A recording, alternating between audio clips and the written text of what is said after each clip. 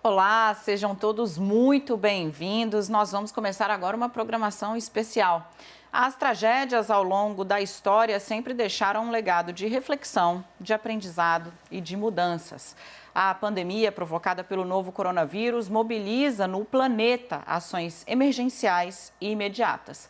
Mas a pergunta que fica é como é que vai ser o mundo pós-pandemia? Ao longo desse programa, nós vamos debater o tema com um convidado super especial, o professor e doutor do Instituto de Filosofia e Ciências Humanas da Unicamp, Leandro Carnal.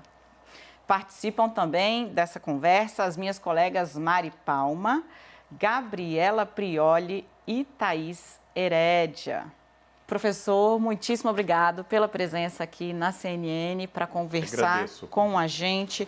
É sempre um prazer conversar com o senhor e exibir suas reflexões.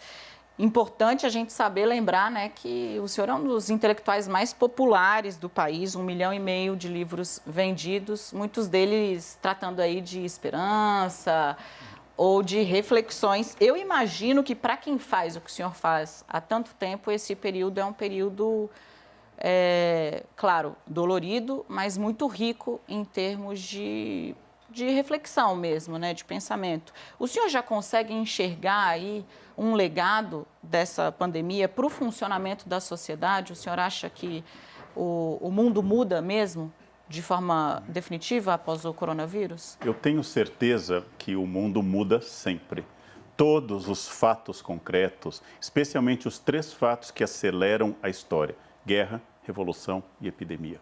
São os 3 fatores, né? Ou poderia dizer, citando um livro do Diamond, armas, germes e aço. Ou seja, os 3 fatores que fazem a história acelerar. Eu usei em uma fala há pouco o exemplo que o Yuval Harari, meu colega historiador de fama mundial, deu. A universidade deles em Israel estava debatendo há anos se deveria ou não ser ensino à distância. Havia naturalmente gente contrária, gente a favor. Em uma semana, todo mundo ficou virtual e à distância. Isso é uma aceleração das coisas. Todos nós aqui, todo mundo que está nos ouvindo em casa, já tinha feito reuniões por computador, mensagem. De repente, passamos a fazer só reuniões. Então, o primeiro fator de uma epidemia, de uma guerra ou de uma revolução é acelerar processos que já estavam em curso. Então, essa é uma mudança irreversível. As mulheres estão no mercado de trabalho há séculos, as de classe baixa, fizeram a Revolução Industrial, mas após a Primeira Guerra, elas ocupam todo o espaço enquanto os homens vão à guerra, e aí, depois da guerra, elas adquirem direito ao voto, ou seja, é uma aceleração de um processo que já existia. Nós estamos vendo a história mudar tão rapidamente que há 3 meses, se alguém dissesse, como eu vi hoje, tanta gente com máscara entrando no prédio, seria detido por tentativa de assalto. E hoje, quem não está de máscara é visto como um infrator. Então, é uma mudança muito rápida, mas é assim mesmo. Qual será o caráter dessa mudança? É algo para a gente discutir ao longo do programa. Excelente. Quem quer começar? Vamos de lá para cá, daqui para lá? A Mari Palma, que é mais vou eu jovem, primeiro. Eu tive coronavírus, Carnal, e foi um momento de ressignificar muita coisa. É assim. mesmo? Não, mas já estou bem, já estou recuperada, já voltei a trabalhar. Mas foi um momento de ressignificar, de fato, muita coisa. E equilibrei ali uma questão de tentar entender o que está acontecendo de fato, que é um momento grave, mas ao mesmo tempo tentar colocar a energia lá em cima. Mas eu vejo que muita gente às vezes tenta romantizar o que está acontecendo, como se fosse uma oportunidade de fato de ser uma pessoa melhor. Tem como achar um equilíbrio entre isso? Bem, o vírus é um dado objetivo, ele não é moral, ele não é vingativo, ele não é ciumento. O vírus é um dado objetivo da natureza. Então, gente otimista contrai vírus, gente pessimista, esquerda e direita contraem vírus. Esse é um dado objetivo. A tentativa de dar sentido ao vírus é inteiramente nossa. Quando eu quero dizer, por exemplo, houve terremotos porque a gente não está amando o planeta Terra, eu estou supondo que eu possa ir lá na falha geológica e fazer carinho nela e dizer, dona Falha, não se manifeste porque nós te amamos muito, né? A natureza é neutra, são os homens que dão sentido a ela. Enquanto houver contato de homens com animais, especialmente, essa é uma das grandes fontes de doenças. Por isso, em continentes onde não havia muitos animais de carga ou nenhum animal de montaria, como a América pré-colombiana, era um continente muito saudável.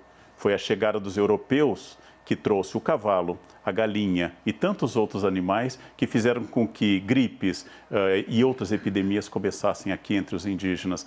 Então, isso é um fluxo natural. A ideologização do vírus é uma tentativa de conferir sentido à natureza. Essa é uma antiga questão, né? Porque eu acho que a natureza existe para mim. Então, se chove no dia do meu casamento, eu digo, nossa, só porque eu estou casando hoje está chovendo. Como se as massas de ar devessem respeitar o meu desejo de matrimônio, né? E devessem se deter. Ou está fazendo frio porque eu não trouxe casaco.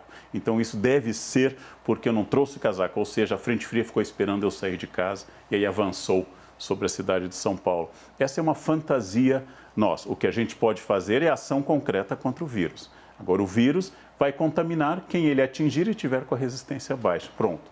Não dá nem para dizer que é uma coisa boa, nem que é uma coisa mandada, porque é ruim, porque envolve a vida humana. Gabi? Professor, indo na esteira da sua primeira fala, o senhor fala que essa epidemia acabou acelerando algumas mudanças que a gente já estava observando antes dela começar. E ontem eu li uma crônica do senhor que está num livro publicado em 2019, em que o senhor fala do futuro da escola e já diz isso, então, de como a gente vai acabar, como vai acabar esse fetiche presencial, mas fala também de como isso pode interferir na educação integral do indivíduo, porque a gente perde a sociabilidade. E aí a minha pergunta é, será que esse isolamento maior que a gente tem observado deve permanecer no mesmo grau? Ou depois que passar essa imposição do isolamento, a gente deve retomar os vínculos sociais, pessoais, mais rapidamente ou de forma mais intensa? A gente vai sentir saudade do contato pessoal ou a gente tende a ficar mais isolado? E quais as consequências disso? Nós somos muito pendulares, né? Há um ano, você e eu reclamávamos que tínhamos pouco tempo para ficar em casa. Há um ano, a gente publicava no Instagram família, que coisa maravilhosa. Como eu gostaria de mais tempo. Bom, como diziam os gregos, quando os deuses odeiam alguém, atendem às suas orações. Eis que todo mundo foi jogado dentro da família dia e noite, né? Então, nós somos pendulares. Na tradição histórica, depois de um período de recolhimento e morte, há uma grande explosão de vida. É o caso do Renascimento após a Peste Negra. Após a Revolução Francesa, a moda em Paris se tornou muito extravagante. Ficou internacionalmente famosa, porque quem não foi decapitado decidiu colocar no pescoço tudo que tinha, já que tinha conservado isso. A tendência histórica é que após o isolamento, toda epidemia passa. Até porque se não passar, não será um problema, nós teremos desaparecido. Mas toda epidemia passa. Então haverá uma tendência a uma explosão de sociabilidade, num primeiro momento. Eu não sei profetizar. Sempre que entrevistam um historiador, perguntam a ele sobre o que ele não pode falar, que é o futuro. Para isso, deveríamos chamar especialistas em profecias. O historiador, com alguma sorte, sabe alguma coisa do passado.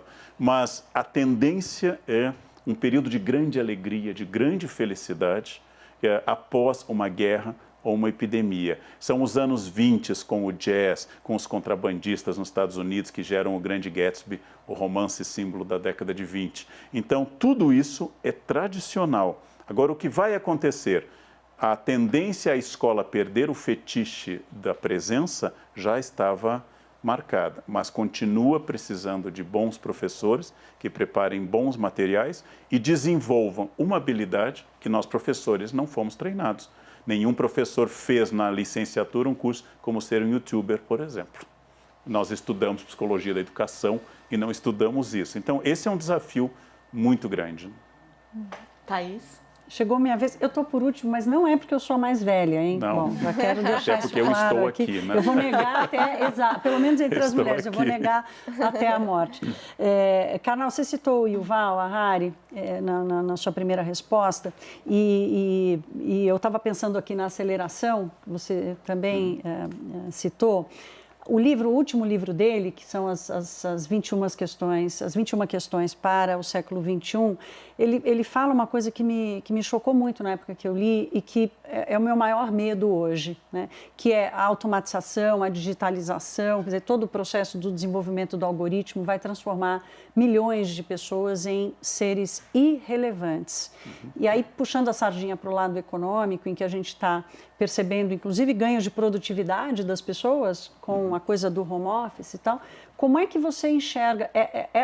Esse também é um processo de aceleração? Quer dizer, seremos pessoas que vamos passar a conviver com hordas de trabalhadores irrelevantes? Ele já tinha começado essa ideia no livro anterior e, de fato, nas 21 questões, ele aprofunda isso. Uma coisa é uma crise de desemprego, como tivemos em 1929, ou no final da primeira década do século XXI.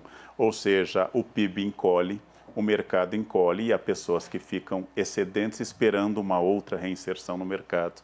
O que ele chama a atenção é muito mais grave. É que com o avanço da tecnologia, o mínimo que você vai esperar de qualquer trabalhador, do mais simples ao mais qualificado, é domínio de inglês e de informática.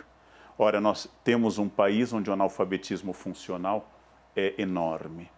O analfabetismo efetivo diminui lentamente, mas o funcional já foi estimado por um especialista em mais de 50% da população incapaz de ler uma instrução simples. Essa população, que papel terá em um mundo onde o algoritmo, por exemplo, vai responder por tudo que for automático? Que papel terá, por exemplo, aquela pessoa que fez uma função que qualquer programa de computador substitui com maior eficácia? Então, isso, primeira questão que vai colocar em choque como estratégia de sobrevivência é que, se nós continuarmos achando que é possível excluir uma parcela tão grande da população, nós vamos colocar em risco a existência e a estabilidade do próprio capitalismo brasileiro. Ou seja, não é o que eu estou falando não é exatamente um discurso crítico do capitalismo, mas é que, se alguém acha que o capitalismo deve sobreviver, deve investir na formação dessas pessoas. Senão nós vamos cumprir aquela profecia que o Josué de Castro dizia há quase 60 anos, que o futuro do Brasil será um país de gente que não dorme, metade que não dorme porque não come, outra metade que não dorme porque tem medo de quem não come.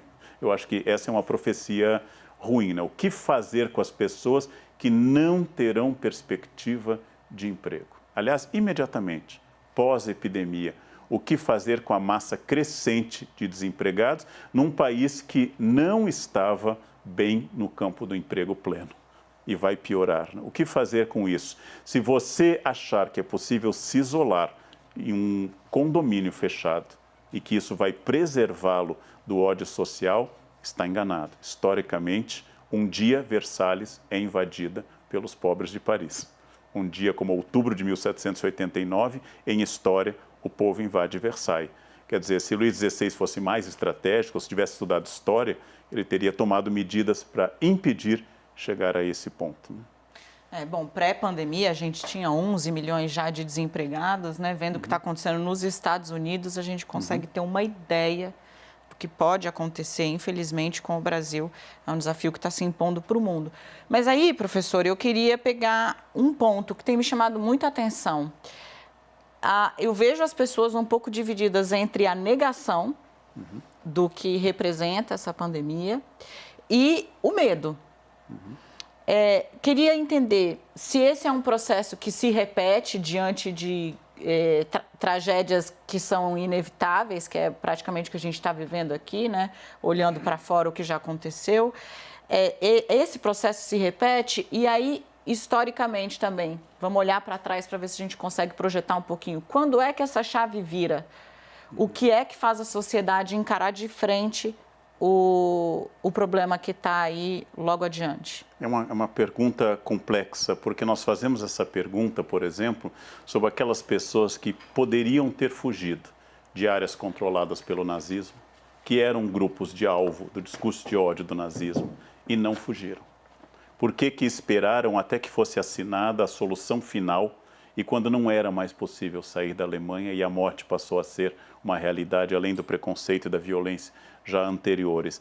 Nós temos aquela famosa experiência que nunca deve ter sido feita, que é do sapo. Coloca o sapo na água quente, ele pula, mas vai aumentando 1 grau por hora e o sapo ficará na água até morrer, porque ele não nota. As mudanças lentas, como a questão climática, são difíceis de serem percebidas pelas pessoas. Agora, a negação diante de uma mudança brusca, nós estamos falando de um mundo que há 1 mês era outro. Há 1 mês era um outro mundo. Então, a mudança brusca tem como reação natural a negação. É a negação de alguém que convive, por exemplo, com alguém que tem um vício. Se você tem uma companheira, um companheiro ou um filho que tem algum vício, sua primeira reação, não, ele hoje fez isso, mas não é assim sempre, porque você quer evitar olhar a realidade. Isso é instintivo e é humano. Agora, junto com isso, um processo mais estrutural e muito complicado, que é o irracionalismo e o anticientificismo que está crescendo. É uma reação, talvez, à incapacidade da ciência de se comunicar ou ser transmitida para o grande público, que leva à emersão de soluções mágicas, de crença em soluções messiânicas rápidas e imaginar que a primeira notícia, por exemplo, sobre um remédio vai salvar a humanidade. E quando, na verdade, o uso de um medicamento para qualquer doença tem que ser testado por muito tempo. Uma vacina efetiva contra coronavírus talvez ocorra o ano que vem, com alguma sorte, com muito investimento. Nós estamos pesquisando há 40 anos, com grande quantidade de recursos, vacina para HIV. Não existe ainda. Nós nunca encontramos um remédio que curasse a gripe.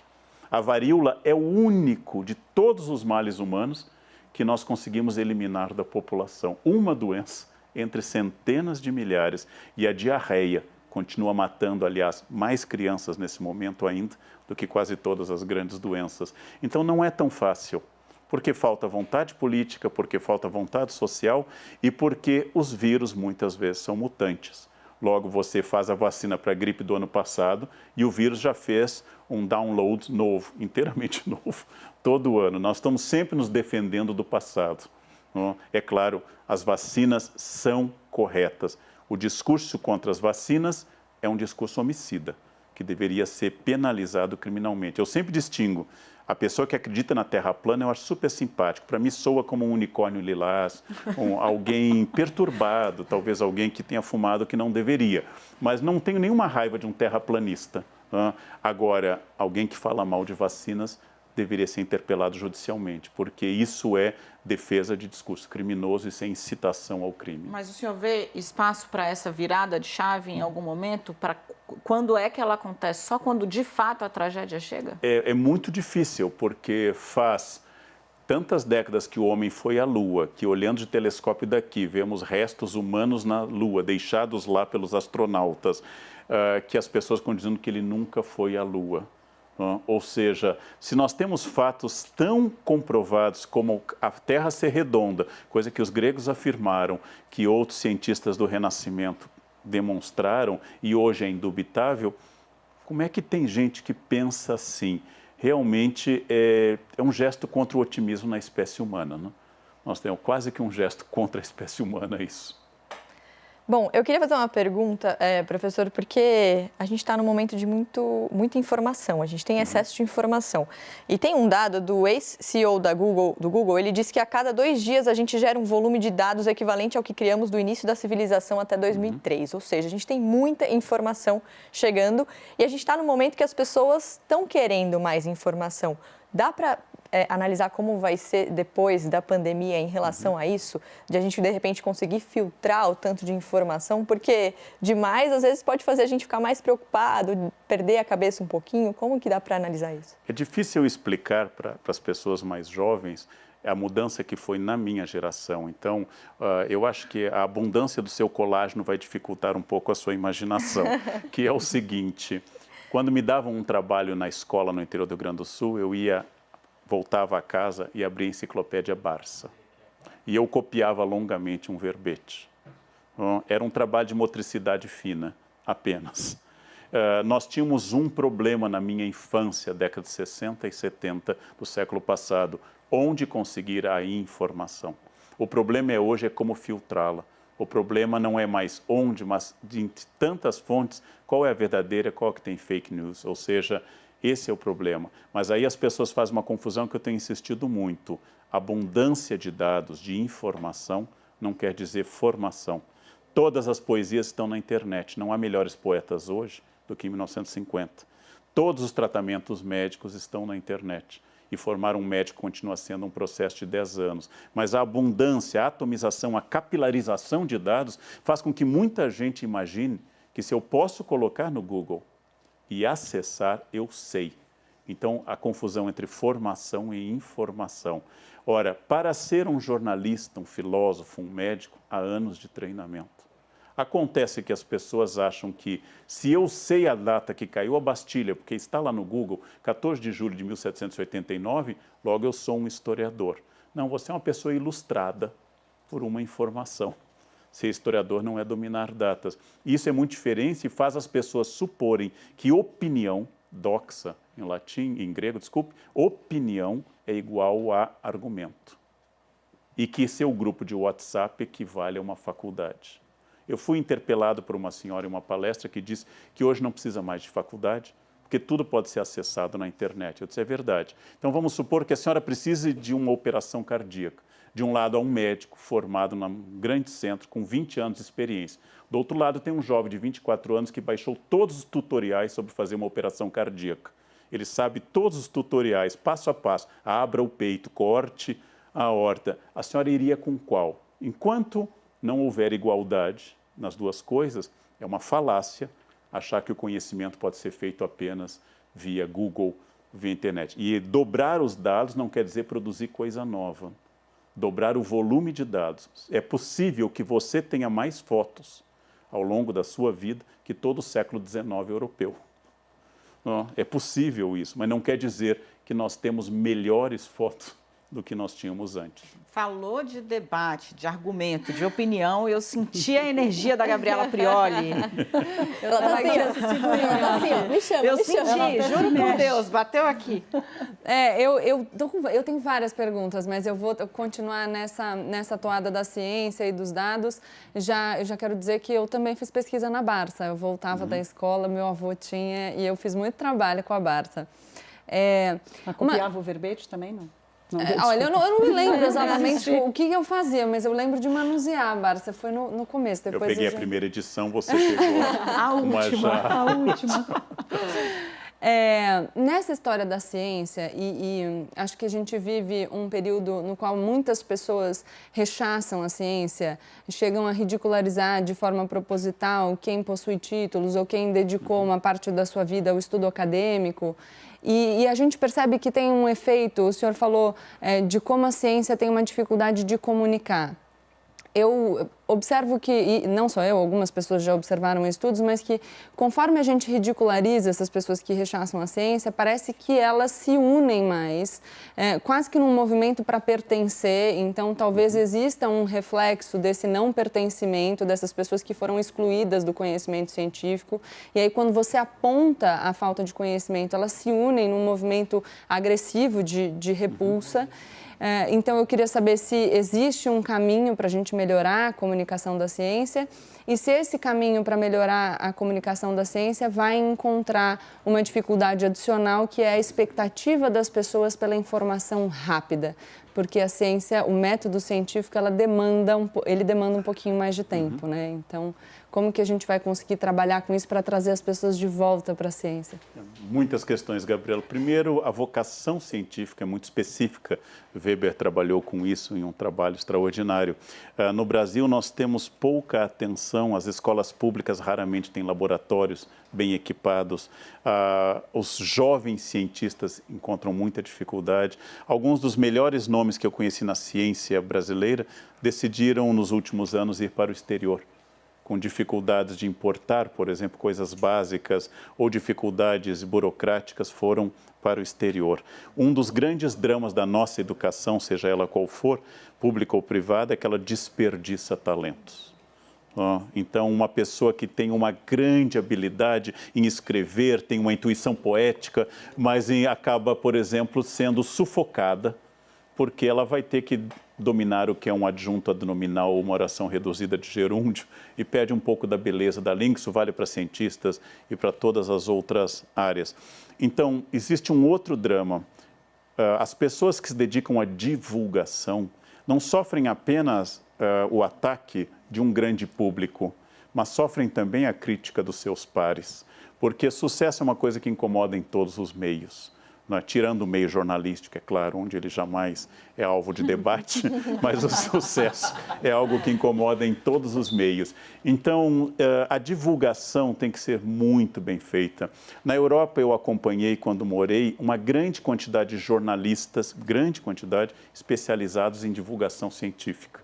Ou seja, jornalistas que nos grandes meios de comunicação da época, na sua maioria impressos, eram formados na área, mas eram jornalistas. E sua tarefa, explicar os grandes livros e as grandes teorias para as pessoas. Vou lhe dar um exemplo que é uma das mostras da picaretagem universal que nos domina, a ascensão da palavra quântico. Todo mundo que usa a palavra quântico e que não é físico deveria calar a boca. Ah, isso é aleatório, é quântico. Né? Não, mas você é muito newtoniano, você tem que ser mais quântico. Eu pergunto, defina o que é quântico, diga os 5 nomes que mais produzem na área de física quântica, que é um campo antigo e muito forte, e a pessoa não sabe dizer. Mas quântico para ela é o que define o aleatório, a falta de lógica ou comprova Deus. Quântico é a palavra que deveria ser evitada, porque falou quântico, não é da área, é picareta. É perfeitamente picareta. Da mesma forma, é um Brasil, por exemplo, que tem uma doença bacteriana e trata para vírus. Ou tem um vírus e compra um antibiótico, porque não domina. Ou como diz o meu amigo Drauzio Varela, aqui no consultório, chega alguém apertando aqui, dizendo que está com uma dor no baço. Só tem um baço e ele fica sempre no mesmo lugar. Então você não sabe nem onde está seu baço, mas você tem uma opinião clara sobre como deve ser o isolamento vertical, horizontal, ou como der. Eu acho que nós deveríamos ouvir aos médicos quando se trata de doença, ouvir os grandes literatos quando se trata de texto, ouvir engenheiros quando se trata de construir casa. E fora da nossa área, devemos balançar a cabeça e ter reações bovinas. E ouvir mais. Acho que falta para todos nós ouvirmos mais aos especialistas que têm opinião divergente, mas a partir de argumentos. Karnal, eu quero trazer uma personagem para esse debate aqui, que é a elite.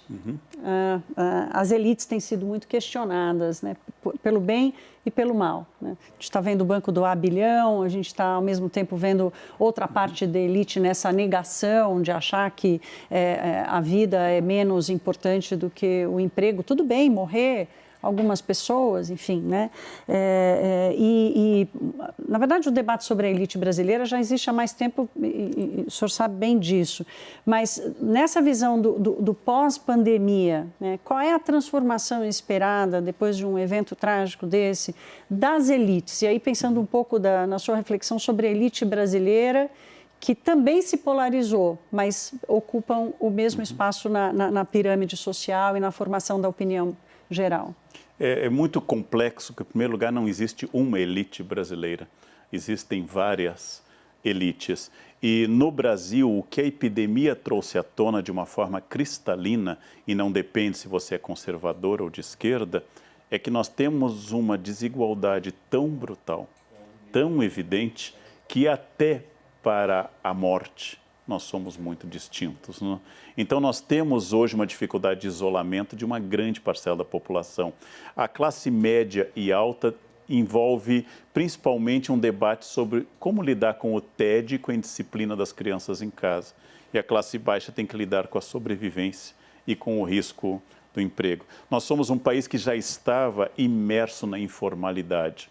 A informalidade foi atingida como um raio durante essa epidemia. Então, o que são as elites sempre me lembra de uma funcionária minha há muitos anos, quando eu abri um vinho chileno de R$40 e ela olhou para mim e disse assim, o senhor é muito rico. Eu não sei se a ela ocorria que eu conhecia pessoas que abriam vinhos de 50 ou 100 mil dólares, eu não, mas eu conhecia pessoas que faziam isso. Não? Eu também mudei sobre essa opinião, sobre o que vem a ser essa elite. Agora, nós temos dentro da elite econômica, política e cultural do Brasil, gente que tem noção que se não houver uma ação efetiva de investimento, que as empresas não são apenas captação de um superávit, mas um fato social também, se não houver a ideia de que a sustentabilidade do pessoal é tão importante quanto a financeira, a ecológica, porque senão eu transformo o colaborador em sabotador. E se eu sou um empresário e faltei com o meu trabalhador nesse momento, isso é como ir para a UTI e não ser visitado. Aquele ódio nunca vai ser superado. Aquele ódio, naquele momento que eu mais precisei, você foi um canalha comigo. Isso é inesquecível. Isso é inesquecível. Então, esse é um momento para eu pensar que não é um momento de ninguém ganhar alguma coisa, Há uma campanha na qual eu me envolvi, que você citou indiretamente, que é para doação de pelo menos 1% do lucro das grandes empresas do ano passado, 1%. Então, se alguém pode fazer isso, não é nem por caridade, nem por sentimento de distributivismo, mas eu diria que é por sentimento de sobrevivência. Não é possível fazer um país que só tenhamos pessoas de elite. Não existe esse país. Ele não é possível. Então, acho que é um momento para a gente repensar, inclusive discursos que estavam fortes. O SUS, tão atacado, fruto da Constituição de outubro de 1988, foi defendido até o fim por um ministro que era seu crítico ao assumir o cargo. Né? Por quê? Porque mudou a percepção. Termos um sistema universal de saúde com todos os seus problemas é uma das grandes questões do Brasil, um dos pontos mais positivos desse país. Quem é que hoje fala de Estado mínimo com tanta segurança, né, e vai dispensar o SUS, por exemplo? Eu estava conversando essa semana com o secretário de Saúde, que está, obviamente, enlouquecido com a crise, e ele falou isso, finalmente o SUS vai ser reconhecido. Ele falou, se não fosse o SUS, o Brasil estava perdido. O SUS vai salvar o Brasil. Eu diria o mesmo dos bancos públicos, viu, Verdade. Dani? Assim, a gente tem uma Caixa Econômica Federal que o resto do mundo não tem, e por incrível que pareça, ela tem viabilizado boa parte da operacionalização das políticas públicas. Isso vai abrir a porta, obviamente, quando a gente tiver mais tempo para falar de alguma coisa que não sejam as vítimas, né? Mas abrir a porta para um debate muito mais amplo a respeito, de fato, do papel do Estado, né, na vida. Mas o papo está super rico, a gente ainda tem um tempinho nesse bloco, eu quero retomar um trechinho da fala do senhor, professor. A sensação que eu tenho é que está havendo uma espécie de numeralização da morte, sabe? Porque os enterros das vítimas de coronavírus, eles são feitos rapidamente, com caixão lacrado, a família não pode acessar perto, você não consegue... Falta um pouco da história das vítimas. A gente se acostumou aqui a falar, olha, no Brasil morreram, de ontem para hoje, 204 mortes foram atribuídas ao coronavírus. Nos Estados Unidos, passou de 4 mil mortos em 24 horas. Perde-se um pouco da humanidade da crise neste momento, inclusive pelas dificuldades mesmo de poder vivenciar esse momento. O próprio luto está comprometido. A gente está perdendo um pouco da humanidade na crise? Bastante, muitas coisas interessantes. Primeiro, o luto, tradicionalmente na psicologia, tem 5 etapas. E a primeira etapa, ela vai pressupor um rito que é ver, por exemplo, a pessoa morta. Porque isso é o fechamento simbólico. É doloroso, é muito doloroso. Né? Nas nossas tradições cristãs, por exemplo, os judeus enterram com o caixão fechado, sempre, mas nas nossas tradições cristãs, você expõe o corpo. Nós tínhamos uma tanatofobia, um horror à morte. Não queríamos nem ouvir falar de mortos e de morte. Mas, infelizmente, em época de guerra e epidemia, a morte vira uma estatística. Essa é uma característica. Ela vira uma estatística, porque ela se banaliza. Nós estamos enterrando gente sem saber se é de coronavírus ou não. Quer dizer, nós temos já valas comuns nos Estados Unidos, nós temos cemitérios populares que estão quadruplicando, quintuplicando o número de mortes e não são feitos testes a esse respeito. Então, o número pode ser muito maior do que esse. E não podendo enterrar, fica como um desaparecido durante a ditadura política. Você está com uma ferida aberta, você não sabe o que fazer com aquilo. É muito importante esse processo. Infelizmente, a morte fica banalizada, não no sentido que Hannah Arendt usou da banalidade do mal, mas é que você, há uma semana eu dei uma entrevista e o número de mortos era imensamente menor. Então, quando estiverem um número maior, porque está ainda numa curva ascendente, nós vamos lembrar apenas dos números. E você tem razão.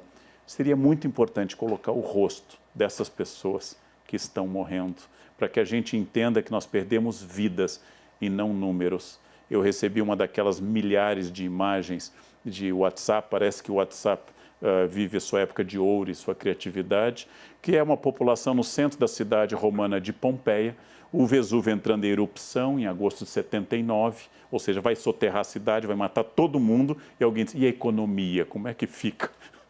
Não existe uma oposição entre economia e saúde. Nós temos que defender a vida humana. A vida humana pressupõe cuidados com a vida e cuidados com a manutenção de emprego e assim por diante. Tem que ser uma ação integrada, né? Não adianta sobreviver apenas, eu tenho que sobreviver tendo o que comer e onde me inserir de novo. Esse é um desafio muito grande. De novo, o debate tem que ser desideologizado. Ele tem que perder a sua característica política. Tem que ser defendida a vida humana em toda a sua extensão, em toda a sua amplitude, que é o grande valor. E essa vida implica a existência do homo economicus e também do homem em si biológico. Meninas? Eu queria falar sobre solidariedade, porque a Thaís falou sobre os bancos, mas eu queria um pouquinho fechar a lente e falar sobre a nossa solidariedade, porque a gente vivia num momento, numa vida ali, numa correria, estava todo mundo muito no automático, a gente não olhava para o outro. E agora a gente está olhando para o outro, porque está todo mundo falando que quanto mais a gente ajudar nesse momento, melhor. A gente sabe que se proteger é se proteger, ajudar o outro também. E eu tenho lido várias reportagens dizendo que esse momento de solidariedade também pode ser visto como um egoísmo, de repente. É um pouco polêmico isso, porque a gente sabe que ajudar o outro é a gente se proteger. Será que esse movimento da solidariedade pós-pandemia pode continuar também? Eu lembro quando o Betinho fazia campanha contra a fome zero e o acusavam, a campanha contra a fome, e o acusavam de ser assistencialista, de reforçar as estruturas de dominação e assim por diante. E diz, nunca alguém que recebeu comida me disse isso. É sempre alguém sentado no seu lugar confortável dizendo isso. Dom Helder Câmara, falecido arcebispo de Olinda e Recife, dizia, quando eu dou comida aos pobres me chamam de santo. Quando eu pergunto por que alguém é pobre, me chamam de comunista. Ou seja, a solidariedade pode ter muitas fontes. Eu posso estar dando o que sobra por culpa. Eu posso estar dando o que sobra para ter mais curtidas no meu Face ou no meu Insta.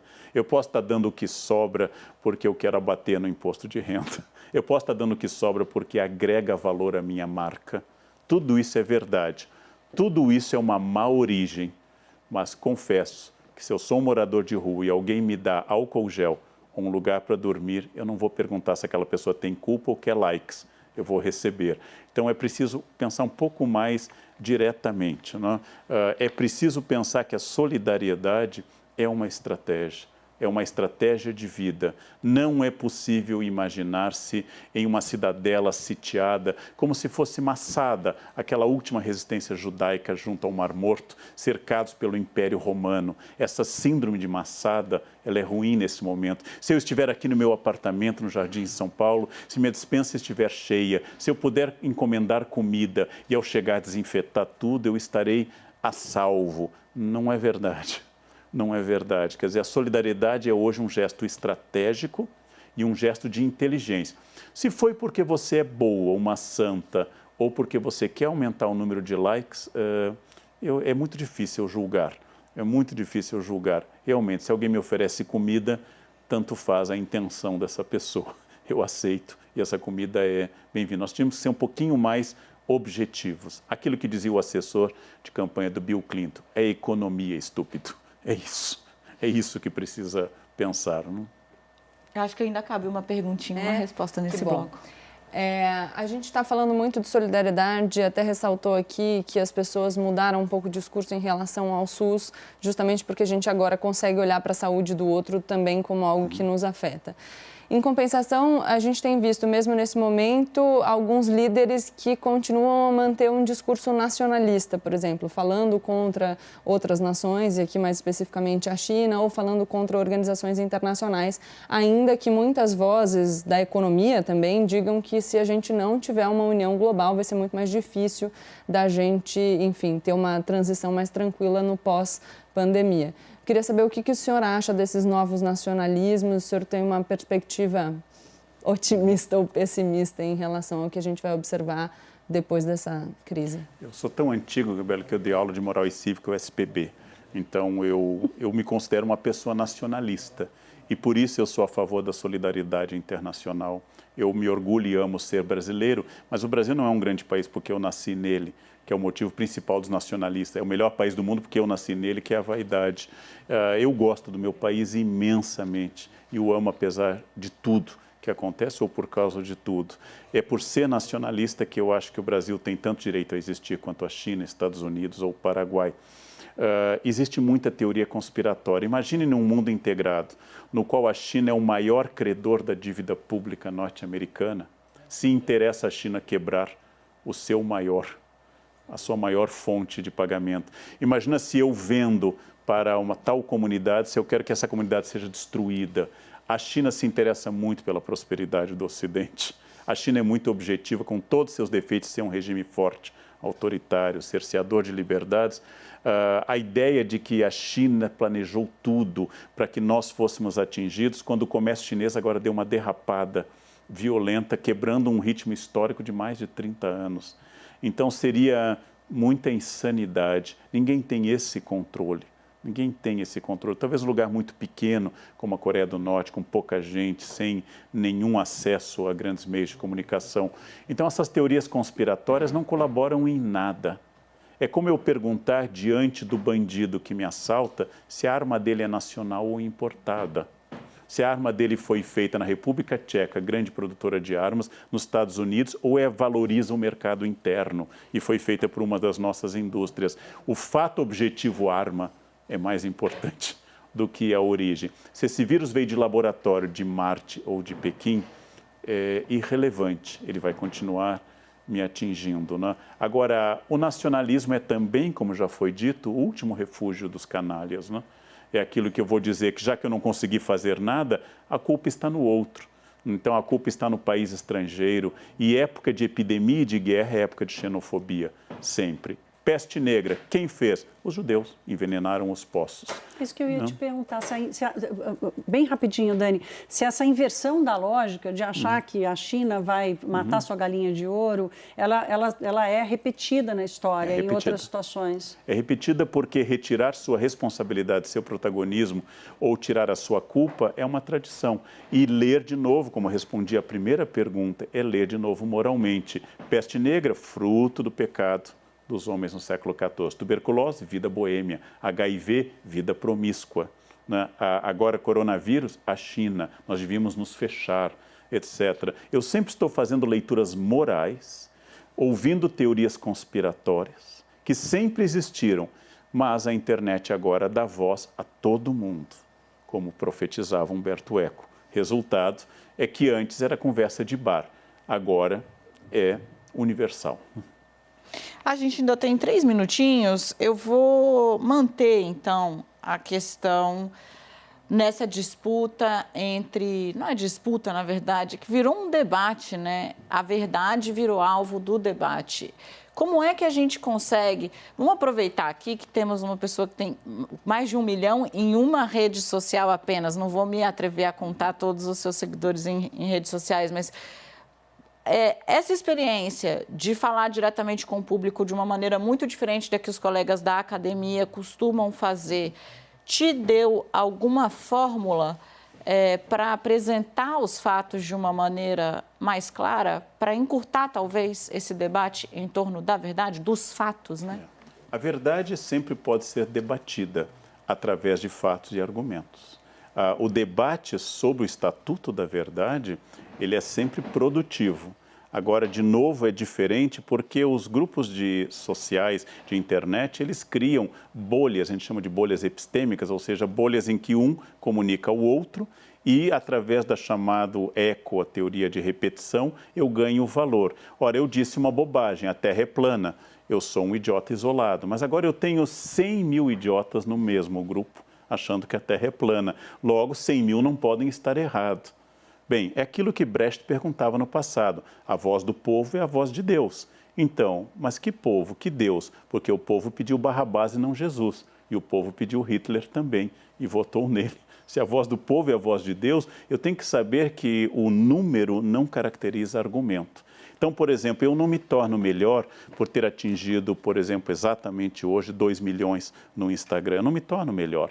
Eu posso ser um imbecil com 20 milhões ou com 2 milhões, ou ser um gênio com poucos seguidores, mas eu aprendi muito, já que essa é a temática da sua pergunta. Eu aprendi muito. Eu me tornei melhor professor, ouvindo as respostas e entendendo um pressuposto da comunicação. aquele que diz, eu sou responsável pelo que eu digo, mas eu não sou responsável pela recepção daquilo que eu digo. Aliás, eu não controlo. E eu aprendi muito a esse respeito, porque antes eu achava, falando apenas para 30, 40 alunos, que eu tinha um controle maior do conteúdo e do vetor da mensagem. Não é verdade. A mensagem é signo aberto, é aleatória, é randômica. Ela encontra nas pessoas imediatamente um eco que é muito mais emotivo do que de raciocínio. Resultado, eu tenho aprendido muito. Eu quero me comunicar melhor e quero ouvir mais as pessoas. Tenho aprendido muito a esse respeito. Os casais estão sendo obrigados a uma convivência, muitos que já não se encontravam na sua vida conjugal, e a crise acontecendo lá fora, especialmente na classe mais pobre, muitos vão perder o emprego, a fonte de renda. Como lidar com tudo isso? O pressuposto desse ditado, Thaís, é uma consciência de classe média de que não pode haver amor com a pobreza, como existe amor entre casais pobres. Sim. E muitos casais que enriqueceram me narram que o período de construção do patrimônio com dificuldades foi muito mais amoroso do que o período da fruição da fortuna. E muitos homens, ao atingirem a estabilidade financeira, trocam a companheira de luta por uma, geralmente, uns meses mais nova, para usufruir aquele resto. É quase o contrário, parece que o dinheiro afasta mais as pessoas. A pobreza ou a dificuldade ou a doença, ela vai submeter à prova. Crises fazem cair máscaras e fazem que canalhas e heróis emerjam. As crises fazem, como sempre, como eu reli semana passada a edição crítica do Diário de Anne Frank, tem um casal holandês que hospeda e esconde judeus no sótão contra a barbárie, e tem um outro grupo que denuncia. São da mesma sociedade, os que denunciam, os que arriscam a vida para tentar salvar a vida de outros seres humanos. A crise também faz isso. Se o casal se separa porque as contas estão atrasadas, na verdade, este amor era um amor como uma associação de commodities. Cada um dava algum produto para o outro e, secando a fonte, separaram. Na verdade, quando eu digo eu não te amo porque nós não temos o suficiente para comer, então não houve amor antes, né? Antes era uma reunião estável. E estar bem e à vontade em situação confortável é bem mais fácil. Mas eu testo realmente quem gosta de mim no momento da dificuldade. Ou como disse uma aluna minha, que ameaçou o marido dizendo, quem comeu a carne tem que chupar o osso, a ideia de que você deve, na verdade, ser fiel às longas e testadas relações. Antes de casar, eu recomendo que faça uma longa viagem de uns 2 a 3 meses juntos, de preferência em hotéis ruins. Se o amor continuar, estão aptos para a etapa seguinte. Não vale um resort de luxo nas Ilhas Maldivas, tem que ser hotelzinho ruim, com pouca verba. Se o amor cresceu nesse período, é do tipo chantilly, bate que cresce. Eu vou vai jogar batendo que cresce. Mari Palma, né? Calma que a Mari Palma chama, encarou a quarentena. A quarentena não, o isolamento, né? Com o marido. O Ciane Não, marido não, dentro ainda de casa. não. Todo Ainda mundo namorado, quer casar ela e ela fica aí. A gente mora separado, então foi um momento que a gente ficou de fato pela primeira vez, 14 Você dias. quer falar sobre isso? Quer se abrir? Não, Pode falar, pode falar. Fale mais, né? O tio Viraram escuta, as o tio cadeiras pra escuta. cá. Não, foi ótimo, foi ótimo. Mas, na verdade, eu queria até pegar esse assunto para levar para uma discussão um pouquinho mais séria, que é a violência contra a mulher. Porque a gente vê que tem muitas mulheres que estão, de fato, confinadas com o agressor. E aí, como elas não têm como a família ver o que está acontecendo, e isso é um assunto que a gente também vem discutindo bastante. Inclusive, tem gente na internet deixando mensagem para as pessoas, falando, se você está passando por isso, me manda uma mensagem, eu posso ligar para alguém. Também é um movimento que a gente vem. Como a gente avalia isso? Você sabe que, tal como eu, você é uma pessoa que deve defender que a família é uma coisa extraordinária. Eu amo muito a minha família e, de fato, para o bem e para o mal, amo muito a minha família.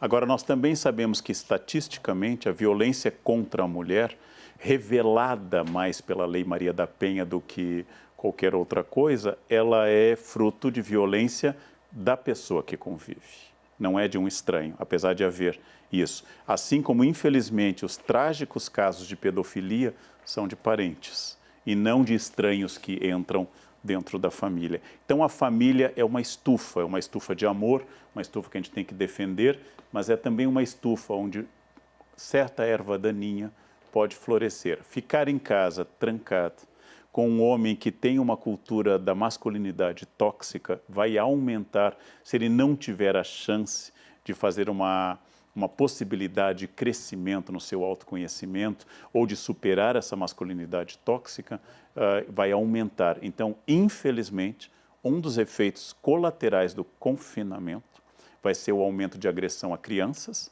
e a mulheres, um abandono maior de idosos, curiosamente pela presença da família, um abandono maior. E após a crise, finalmente as pessoas vão poder não visitar aquela tia idosa do interior porque querem, porque agora não podem visitar porque não podem. Finalmente elas poderão deixar de visitar porque querem, como elas sempre fizeram, porque elas estão reclamando que não podem visitar aquela tia isolada em Ribeirão Preto. Antes elas nunca iam também. Qual foi a última vez, Qual né, foi que a você última foi? vez a esse respeito? Mas você toca num ponto doloroso. Por isso, é preciso, de novo, reforçar. É preciso denunciar o agressor. Um agressor nunca, jamais agride apenas uma vez. Então, quando a Lei Maria da Penha foi implementada, um dos mecanismos que derivou dessa salvaguarda jurídica é que, uma vez feita a denúncia, a mulher não pode voltar atrás, porque era comum ela negociar. Já que ela voltou para casa, o marido pediu desculpas, chorou, nunca mais vou te agredir. No Rio Grande do Sul, nós temos um ditado: cachorro que come ovelha tem que sacrificar, porque ele nunca mais comerá ração. Uma vez que ele experimentou o sangue, ele não vai. O agressor é um perturbado. E ele precisa de tratamento e, às vezes, de encarceramento, porque é muito grave, é um mal muito grave. A misoginia, o ódio contra as mulheres é o mais antigo, mais sólido e o mais generalizado de todos os ódios da espécie humana. É aquilo que unifica o Império Babilônico até hoje, a misoginia. Eu estou, enfim, pesado, né? Mas eu queria trazer um pouco a discussão sobre a queda das máscaras durante o isolamento, não só na convivência com o outro. Acho que em muitos dos seus textos o senhor fala sobre a solidão e o aprendizado da convivência conosco.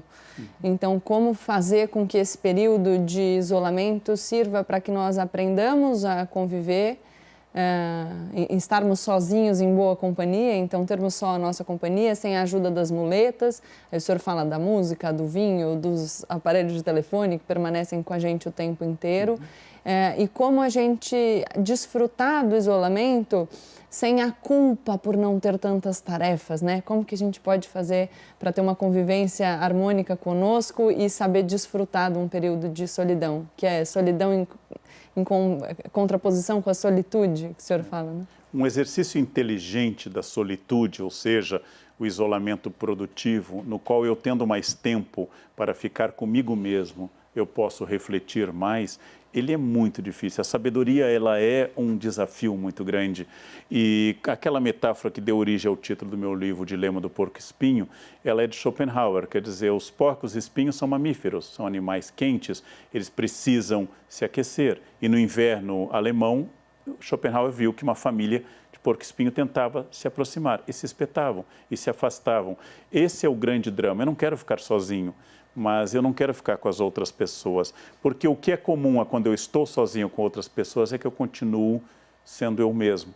Então, o primeiro exercício filosófico para transformar a solidão em solitude é se olhar com muita agudeza no espelho. Então, quando você acha que as pessoas são chatas, olhe-se no espelho, avalie-se, né? Ouça uma voz sincera sobre você. Quando você pode se conhecer, o desafio do autoconhecimento... já para aí, né? Já para aí. Numa estimativa... Se eu entender que o clima pesado de uma casa pode ser culpa só de um indivíduo, mas geralmente é uma associação de várias pessoas, eu faço parte, incluir-se, ou como eu digo, ironizando, em todo o processo de autoconhecimento, trazer seu esfíncter para a reta. Quer dizer, você se submeter ao desafio de se conhecer. Essa é a grande tarefa que nós temos a vida inteira. Eu trabalho com isso, eu tenho 57 anos, eu estudo isso, eu faço terapia há mais de 30 e eu me surpreendo quase toda semana com algo extraordinário. Às vezes eu tenho um sonho que me dá uma iluminação psicanalítica, eu digo, nossa, eu nunca tinha pensado sobre esse aspecto. É uma tarefa para a vida inteira, mas saiba, se o outro lhe irrita, é porque ele se comunicou com algo seu. Só existe irritação via espelho. Não? Se eu estou bem resolvido com alguma coisa, como eu digo muitas vezes em palestra, veneno só funciona se eu aceitar beber. Senão, ele vai ser só o oferecimento da raiva de alguém. Upa! Vamos falar um pouquinho sobre a sua quarentena? Vamos. Conta para mim como é que o senhor está levando esse período, o que mudou na sua vida e como é que está esse exercício diário aí do espelho. Mudou rapidamente. Eu voltei de uma palestra em Florianópolis, onde já trazendo umas neuroses de São Paulo, já não cumprimentava as pessoas para irritação das pessoas que não tinham nenhum caso lá. E, de repente, em uma sexta-feira única, cancelaram todas as minhas atividades pelos próximos 2 meses. Eu me chamei naquela ocasião de a anti-Ferrari, de 100 a 0, rapidamente. E eu estaria nesse momento embarcando para Nova York para um ciclo de palestras. Bem, não há Nova York, parece o filme Eu Sou a Lenda, não há Nova York, não há palestras. Eu tive que achar várias outras alternativas, como fazer lives e fazer palestras virtuais, que eu já vinha fazendo, mas agora se tornaram práticas. Estou escrevendo e lendo muito mais. Naturalmente não é tão fácil. Eu estou com uma irritação na mão de produto de limpeza, eu fui lavar o chão da cozinha com um produto mais agressivo e descobri que minha pele não estava acostumada àquele produto de limpeza. Eu estou passando tanto álcool gel que eu temo esse vulcão Krakatoa que entrou em erupção, ou o asteroide que a NASA detectou, porque se passar um fogo perto de mim, eu viro tocha dos Quatro Fantásticos. Então, tudo isso é um desafio. Não é fácil. Eu gosto muito de ler. Eu gosto muitíssimo de ler. Eu tenho um imenso prazer em escutar música. Eu tenho uma alegria muito grande, mesmo sendo um pianista amador, de tocar piano. Eu tenho uma imensa alegria de ver bons filmes, vi coisas extraordinárias nessa quarentena. Mas, é claro, é uma nova experiência. Eu estou surpreendido. Às vezes eu me vejo invertendo horários dentro do meu regramento e tendo voltado a cozinhar, coisa que eu não fazia há muitos anos, eu descobri que eu sempre faço comida para 10 pessoas. Então, isso cria um outro problema, né? Falta aquela consciência que os franceses têm, que você vai ao açougue e compra um bife, uma fatia de presunto. Não, aqui no Brasil a gente gosta de comprar a mais quando é possível, né? É uma descoberta. Se não fossem as mortes, o sofrimento e a crise econômica, se não fosse isso que é o principal, eu diria que eu estou redescobrindo algumas facetas muito interessantes do ponto privilegiado que eu estou. Eu posso fazer o isolamento, posso fazer home office, posso fazer coisas que antes eu não podia. Vai nascer um livro da quarentena? Já tem dois. Um estava sendo terminado e outro está sendo escrito, quase psicografado, de tantas páginas por dia, porque é uma ocasião de escrever, estou adiantando as crônicas também que eu escrevo para jornal, e tudo isso eu gosto muito, porque eu tenho um ponto privilegiado. Eu posso fazer as coisas e eu tenho como sobreviver a esse isolamento. Isso até me envergonha, comparado com a dificuldade de pessoas que eu estou acompanhando, isso me dá uma certa culpa, eu precisaria fazer mais. Me envolvi em algumas campanhas, mas é muito pouco. É muito pouco. Então, o máximo que eu posso ajudar é dizer às pessoas, quem puder, fique em casa. Quem não puder, quem são aqueles que estão na fronteira da guerra, que são médicos, enfermeiros, funcionários de hospitais, esses não têm escolha, esses são os heróis desse momento. A minha função é completamente privilegiada. Eu estou longe de tudo isso, eu estou isolado, eu estou com internet, eu estou com televisão, eu estou com computador, eu estou com comida. Eu espero que todos possamos passar por isso e tenhamos um pós-epidemia um pouco menos trágico. O professor falou que gosta muito de ler. Eu sei que as pessoas se interessam também pela leitura, mas acho que principalmente os mais jovens, que já nasceram nesse mundo mais rápido, têm dificuldade em começar.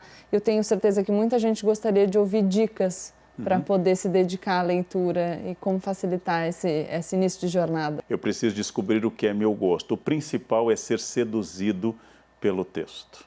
Então, se eu não tenho grande prática em leitura, eu recomendo contos. contos curtos. Estão publicados os contos da nossa grande, que vai fazer 100 anos, se estivesse viva, Clarice Lispector. Em dezembro, ela completaria 100 anos. Nós temos agora há pouco o falecimento de um grande nome, Rubem Fonseca, que tem contos muito secos socialmente, muito duros e que sempre me abriram muito os olhos. Esse é o momento de tirar da internet uma boa poesia. Uma poesia de Fernando Pessoa, uma poesia de alguém que vai me trazer uma luz e talvez, porque faz bem ao cérebro, exercita os neurônios, é decorar uma poesia. E para os jovens eu diria, é muito sedutor no processo de conquista dizer uma boa poesia. Então, num mundo que todo mundo pergunta, e aí, vem sempre aqui, você citar Eros e Psique de Fernando Pessoa, conta a lenda que dormia, você vai seduzir muito mais gente. Então, seja por motivos literários ou eróticos, aprenda algumas poesias, aprenda algumas histórias. Quem tem mais interesse se torna mais interessante. Quem tem prática com isso, pode aproveitar e ler aquele clássico que você vinha adiando. Há quanto tempo você adia Crime e Castigo, Os Irmãos Karamazov, Guerra e Paz, que eu reli agora, também, não é? Ou então a Odisseia, que é melhor de ler primeiro do que a Ilíada, porque a Ilíada é mais complicada. Um grande poema clássico, uma grande obra clássica, um texto de Machado de Assis, uma crônica de jornal. Ensinar a um filho fazer, por exemplo, a glosa de um bom editorial de jornal. Pega um jornal que seja do seu gosto e faça um filho de 12 anos ler e dizer qual a ideia central. Isso sem ser um acampamento de férias fascista, que você faz tudo por hora, é muito produtivo. E um desafio para quem pode, ler em conjunto em família. Escolher um texto que seja bom, que os pais queiram reencontrar, que os filhos queiram descobrir, é muito bom, é absolutamente produtivo. Que a família descubra essa possibilidade. E se eu tenho filhos inquietos, com mais déficit de atenção, dar a eles a tarefa da seleção e da encenação do texto, por exemplo. Isso é muito bom, ver um filme em conjunto, escutar uma música. Beethoven faria 250 anos esse ano, em dezembro, se vivo fosse. Então, escutar uma música como o quarto movimento da Nona Sinfonia é absoluto. Todas as grandes orquestras do mundo estão colocando para que a gente possa baixar livremente. Então, tem muita coisa para fazer se eu tenho acesso a essas fontes. Eu volto a dizer uma coisa que uma aluna minha me disse há muitos anos. A velhice de quem não lê é muito solitária. A leitura é uma grande companhia, os livros são grandes amigos, não reclamam, não cobram nada, não ligam se você esquece o aniversário deles, são muito legais e quando fechados não reclamam. É muito legal.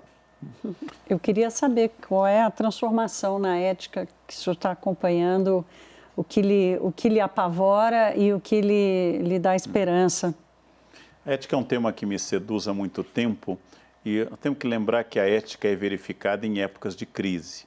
A ética não é verificada pelo código de ética da empresa. Essa é uma obrigação para a semana de compliance, para o coquetel que se faz do lançamento de código de ética. Como eu sempre disse, né, quase todas as empresas envolvidas em grandes escândalos recentes tinham um código de ética. Todas. E acontece que a ética é exatamente no momento da dificuldade, porque na abundância total e na estabilidade, a ética é quase natural das pessoas. Todo mundo é generoso quando tudo sobra, quando tudo está fácil. E você começa a medir a ética exatamente na fronteira do horror.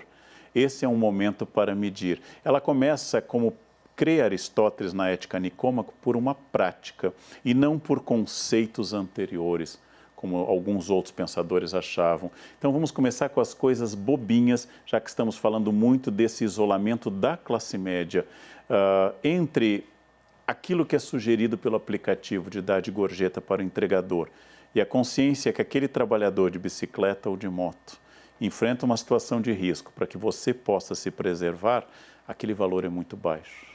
Então, ela começa em uma questão muito pequena, é desproporcional a gorjeta em um momento de crise. Alguém está arriscando sua vida para que você não arrisque a sua.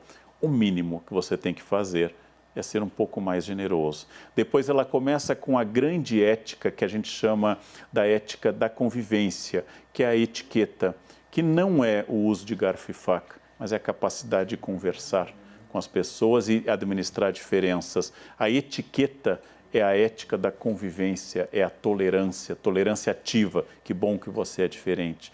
E, por fim, a comunicação não violenta na internet, que nós temos uma prática de um verbo terrível, que é lacrar. Lacrar, em geral, significa humilhou alguém, né? Deu a última palavra, deu a voadora no peito mais certeira e a pessoa ficou em silêncio. Enquanto não descobrimos a comunicação não violenta, a internet continua sendo um brejo com miasmas e pantanoso, onde a dor de cada um aflora com uma velocidade e com um anonimato muito assustador. Então eu começo nessas questões. E vamos lembrar das grandes questões políticas.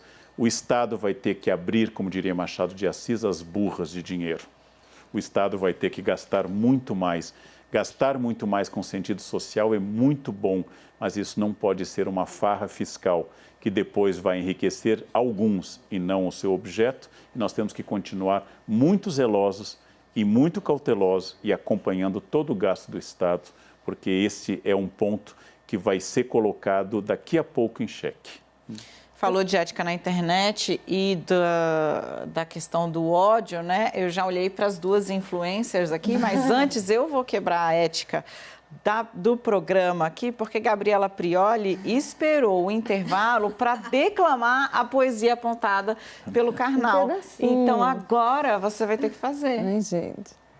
Conta a lenda que dormia uma princesa encantada, a quem só despertaria um infante que viria de além do muro da estrada. Tá bom, vai. Eu pensei entre aqui, né? Agora veja o que serve, Gabriela, o que serve para a família. Esse é o mito de Eros e Psique, narrado por Apuleio, num livro que nós conhecemos pelo nome que Agostinho deu a ele, O Asno de Ouro, mas se chamava originalmente As Metamorfoses de Apuleio.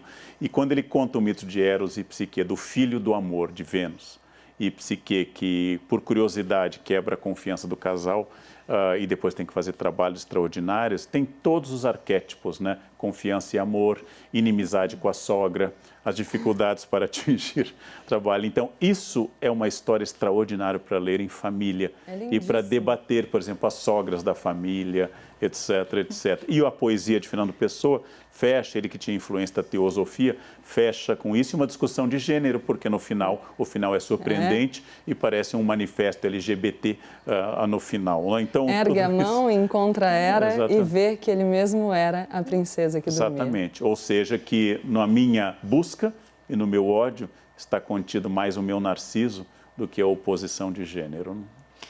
Mari Palma, pega esse embalo.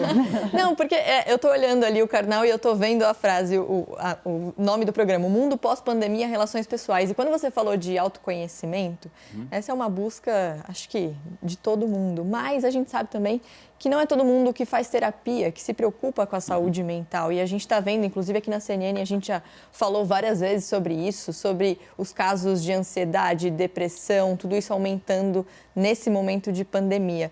Você acha que esse momento pode deixar ainda mais evidente a saúde mental e quando passar, a gente não sabe quando vai passar, inclusive isso pode até gerar ansiedade, as pessoas vão começar a se preocupar mais com isso? Bem, vamos distinguir duas coisas. Há pessoas que têm um problema grave psíquico, uma doença. O caso mais grave, eu acho que quase sempre para mim, é a esquizofrenia. Essas pessoas, durante a crise, têm gatilhos detonadores. Então, essas pessoas não são responsáveis pelas suas crises, elas precisam de ajuda profissional. Quem tem um problema grave pré-existente ou que se revela com a crise, tem que ser amparado com muita compaixão, porque essas pessoas, inclusive a lei não as julga, né?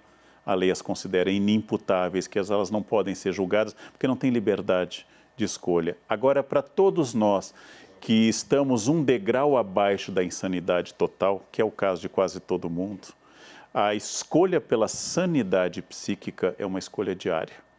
Ou seja, eu escolho aquilo que é melhor, eu escolho que aquilo que eu quero colocar para cima, e se não é uma doença pré-existente, eu tenho mecanismos de relaxamento, de observar pessoas que sofrem mais para não tornar meu sofrimento tão magnificado. Então, tudo isso é para eu pensar aquilo que eu vou fazer para atingir a estabilidade psíquica. E o Yuval Harari, já citado aqui, na 21ª das suas 21 questões, recomenda meditação. Ele que não é religioso, ele é ateu declarado, e não é nenhuma proposta religiosa, ele diz, se eu não fizesse meditação, não seria quem eu sou. Ele diz fazer 2 horas por dia. Essa é uma capacidade de atingir uma estabilidade, ou seja, respirar, conseguir refletir, parar, ler coisas boas, enfatizar o que é positivo, não perder de vista o risco, mas não se entregar ao pessimismo.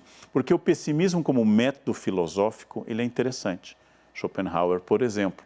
Mas o pessimismo como estratégia de vida é covardia e é preguiça. Porque se tudo vai dar errado, eu não preciso fazer nada. Por isso que eu recomendo o otimismo, porque ele é estratégico e prático. O otimismo é uma maneira de eu agir e ter que tomar a decisão diária ao sair da cama de que eu vou fazer assim. Então, às vezes é uma questão menor, eu vou falar de uma questão muito insignificante. É muito importante, estando em casa, tentar se arrumar um pouco, porque isso quebra com o esculacho estético, que pode puxar para baixo a todos. É muito importante tentar manter certa ordem de horários, principalmente os jovens que tendem a inverter o dia pela noite. É muito importante, de vez em quando, quebrar a ordem das coisas e ler coisas diferentes, submeter-se a coisas fora da minha zona de conforto. Tudo isso ajuda, melhora a minha disposição de continuar otimista. Agora, é claro, se eu abandono o banho, passo a me vestir com aquela roupa de dormir, com aquela camiseta da eleição do final do governo Sarney e começo a deitar assim dia e noite, é difícil até eu virar um objeto de desejo, né? É difícil que eu vire. Não é uma recomendação estética, é uma recomendação prática. Nós somos seres visuais. Então, manter a ordem no meu espaço de trabalho, tentar fazer as coisas ordenadamente, na medida do possível, é muito bom. Não se trata de eu usar máscaras e adereços. Trata-se de eu saber que eu sou também uma realidade física, que percebe o mundo a partir dos olhos, do nariz também. Logo, eu preciso cuidar disso igualmente. Eu fico feliz de ouvir o Karnal assim. Eu e a Gabriela, antes da gente começar a gravar, eu estava dizendo, né, que a seriedade da situação é tão grande que eu quase ando perdendo o desejo de dar risada de algumas coisas engraçadas que aparecem. Mas, enfim, é importante também ter esse canal. Lhe agradeço por esse comentário final. Eu ia até perguntar sobre a estética, mas eu resolvi pegar carona num restinho de resposta sua na pergunta anterior, que é o papel do Estado, né, que a Dani trouxe aqui. Há aí um debate de uma fronteira em que a gente vai permitir demais e vai necessitar demais do Estado. Como vai ser esse equilíbrio? Permitir demais, porque vamos precisar ser monitorados o tempo inteiro, necessitar demais, porque é o único ente capaz de prover infinitamente. Claro que a gente conhece o limite. Como é o equilíbrio entre a permissividade ao Estado e a necessidade dele? Na experiência anterior de crise profunda em uma grande nação, que foi 29 nos Estados Unidos, à medida que Roosevelt, através dos seus vários New Deal, implantou estatais, organismos de busca de emprego e outras ações concretas, como a Companhia do Vale do Tennessee, ele também multiplicou mecanismos de controle. No Brasil, a multiplicação de mecanismos de controle, curiosamente, como tribunais de contas, às vezes são envolvidos em escândalos. Ou seja, no país em que o censor ficou imoral, ou que aquele que deve conter e verificar ficou eticamente duvidoso, como aconteceu às vezes com alguns tribunais, isso é muito problemático. Então, eu deveria multiplicar, nesse caso, mecanismos de controle. Todo poder corrompe, o poder absoluto corrompe absolutamente. Esse é um axioma tradicional. Esse é um momento em que o Estado precisa de mais interferência. Mas esse não é um grande drama, porque no Brasil há pouquíssimas pessoas contrárias ao Estado. Nós temos escassíssimos anarquistas e escassíssimos liberais clássicos no Brasil. Nós temos gente de direita e de esquerda que quer mais Estado. Ora o Estado fazendo censura a manifestações culturais, ora o Estado pagando por manifestações culturais. É o que pode unir o mais radical esquerdista brasileiro com o mais conservador direitista, é que eles acham que o Estado tem que intervir mais para acabar com essa pouca vergonha ou para instituir alguma pouca vergonha que ele aprove de alguma forma. Então, no Brasil, o que faltam são anarquistas e liberais que são os que desconfiam do Estado. Na verdade, no geral, não pensando só no Brasil, pensando no movimento global. No mundo, porque nós, por exemplo, eu vejo tantos empresários reclamando muito de Bolsa Família, mas buscando a Bolsa BNDES. Quer dizer, só é ruim quando é para o outro. Né? Agora, se eu sou um liberal forte, radical, bem, minha empresa não tem como ser sustentada, ela vai quebrar. Não é o Estado que vai ampará-la. Mas nós vimos nas crises da época de Reagan, nós vimos nas crises da época, por exemplo, do final do governo de Bush Filho e início do governo de Obama, que as pessoas que antes defendiam um Estado totalmente ausente, imprimiram dinheiro na Casa da Moeda, que a ideia de responsabilidade fiscal foi para o brejo. Às vezes, nós temos que lembrar que salvar vidas e empregos é mais importante do que lutar por metas inflacionárias. Mas sempre nós temos que lembrar que o Estado tem que ser vigiado, não porque ele seja desonesto, mas porque ele representa o interesse de todos.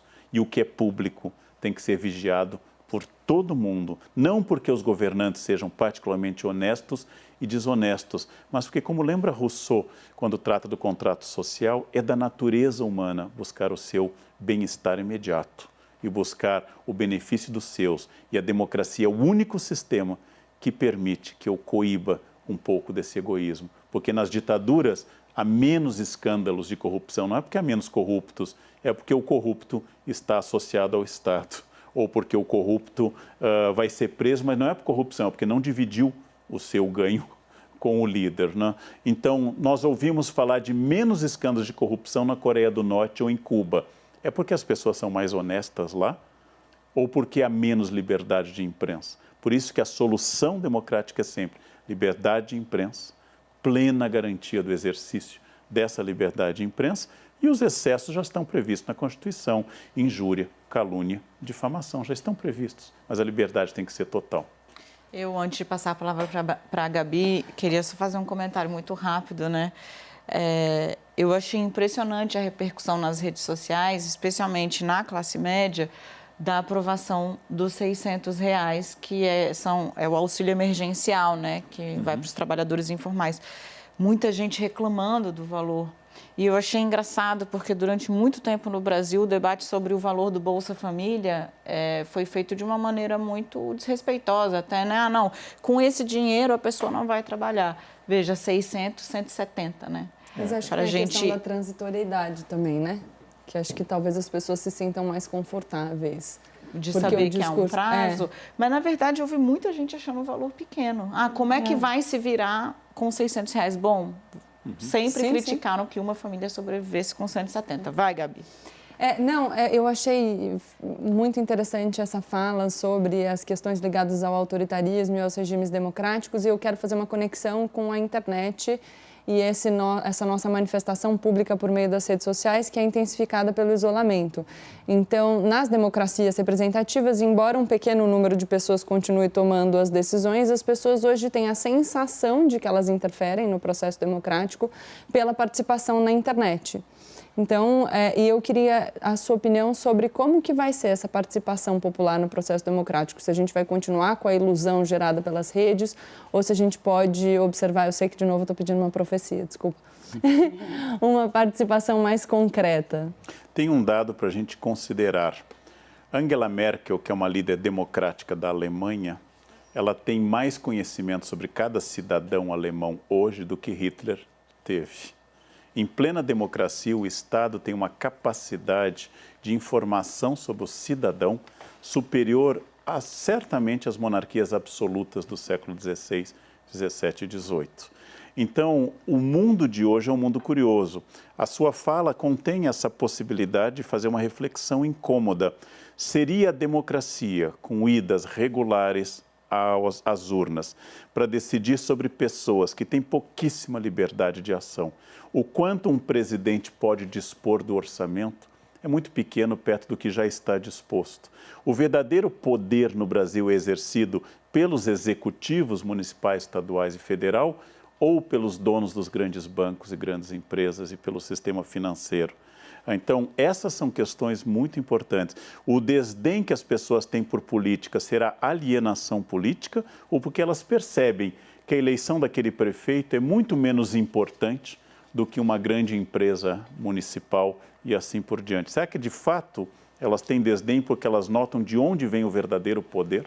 E que todas aquelas questões que para as grandes empresas, vejam, a cor ideológica dos governos brasileiros mudou muito desde a redemocratização, desde Sarney, Collor, Itamar, Fernando Henrique, Lula, Dilma, Temer e agora Bolsonaro, passando por períodos de instabilidade. A cor mudou muito, mas você vai ver os balanços de grandes instituições financeiras, mudou muito pouco. Como se essas instituições dissessem, tanto faz se o fulano tem fama de comunista, reacionário, fascista, porque eu vou continuar lucrando bilhões.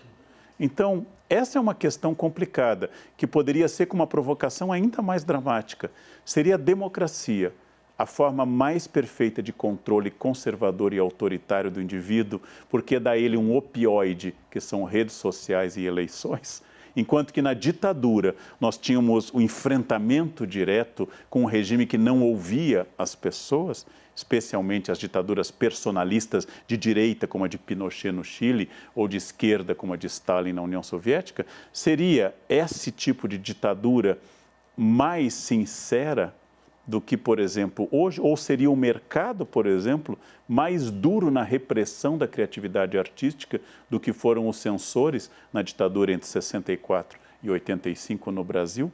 Bom, essas são questões muito importantes. É só eu comparar quem eram os criadores artísticos e musicais em 1972, apogeu da ditadura Médici no Brasil, com quem faz mais sucesso hoje no Brasil democrático, com o Estado consagrado por uma Constituição aberta de 1988.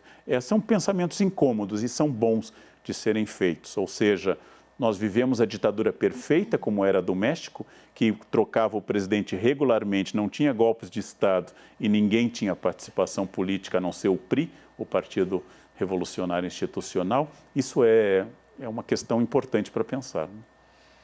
Quer pegar? Eu queria fazer uma pergunta, porque a gente fica tentando fazer projeções, né, para depois, e às vezes é sempre, né, muito difícil de fazer. Mas a gente está vendo, por exemplo, as pessoas não passando aniversário juntas, não passando Páscoa juntas, então a gente tem também o Dia das Mães chegando, a gente não sabe quando isso vai passar. Então aquelas datas comemorativas tradicionais que a gente junta a família, tira aquela foto, a gente não tem esse ano. Como dá para analisar isso? A gente está deixando de viver essa experiência? Será que depois a gente vai começar a valorizar isso? Porque tem também aquele movimento de, na vida normal, vou passar, sei lá, Dia das Mães eu ligo para minha mãe. Ou, aniversário eu vou ligar para aquela pessoa. E agora a gente não tem como passar essas datas comemorativas do jeito que a gente queria. Então, como ressignificar isso depois? Eu acho que a maior parte das pessoas reclamava muitíssimo do almoço de Páscoa e da ceia de Natal, ou da cerimônia de Rosh Hashanah, ou da cerimônia, lá ceia de Pessah, o Seder de Pessah. As pessoas reclamavam muito disso. E agora estão dizendo que estão sentindo muita falta. Eu sempre desconfio um pouco disso. Me parecem aqueles alunos na década de 80, de uma escola estadual que eu dava aula, que conseguiram, com abaixo-assinado e muita pressão, acabar com o uniforme. Era impossível usar uniforme diariamente. E no dia seguinte, a vitória do movimento deles, todos vieram vestidos iguais, com a mesma camiseta de marca e a mesma calça jeans. Mas agora era uma uniformidade escolhida por eles e não ditada pela escola. Então, é muito importante pensar que a sociabilidade tem, nesse momento, substitutos que são um pouco placebos, mas muito curiosos. Eu comentei hoje pela manhã em uma reunião via internet com várias pessoas, que na reunião em que o rosto das pessoas está na tela, é mais difícil você ficar olhando o celular ou se distrair do que ao redor de uma mesa onde cada um vai olhando debaixo da mesa o seu celular e faz de conta que está ali de corpo presente. Então, é curioso que essa reunião, olho no olho, na tela, né, ela é mais focada no indivíduo do que a reunião presencial. Eu segui o conselho de um grande amigo, Contardo Caligares, e ao invés de apenas ligar para algumas pessoas, eu convidei pessoas para almoçarem e jantarem comigo. Então, coloquei um pedestal, coloquei o computador, abri e através de sistemas, aliás, agora conheço dezenas de sistemas de contato, cada pessoa tem um, eu convidei para comer junto, fizemos brinde, etc. Olha, não é a mesma coisa, não é a mesma coisa. Mas, de fato, eu sei que a massa de grão duro com fungo fresco colhido pela manhã é muito gostosa, mas quando está com fome, o miojo vai bem. Então, é aquilo que tem, é aquilo que tem no momento. Eu estou fazendo muito isso, estou encontrando pessoas via internet. Para mim, que sou mais velho, é um placebo.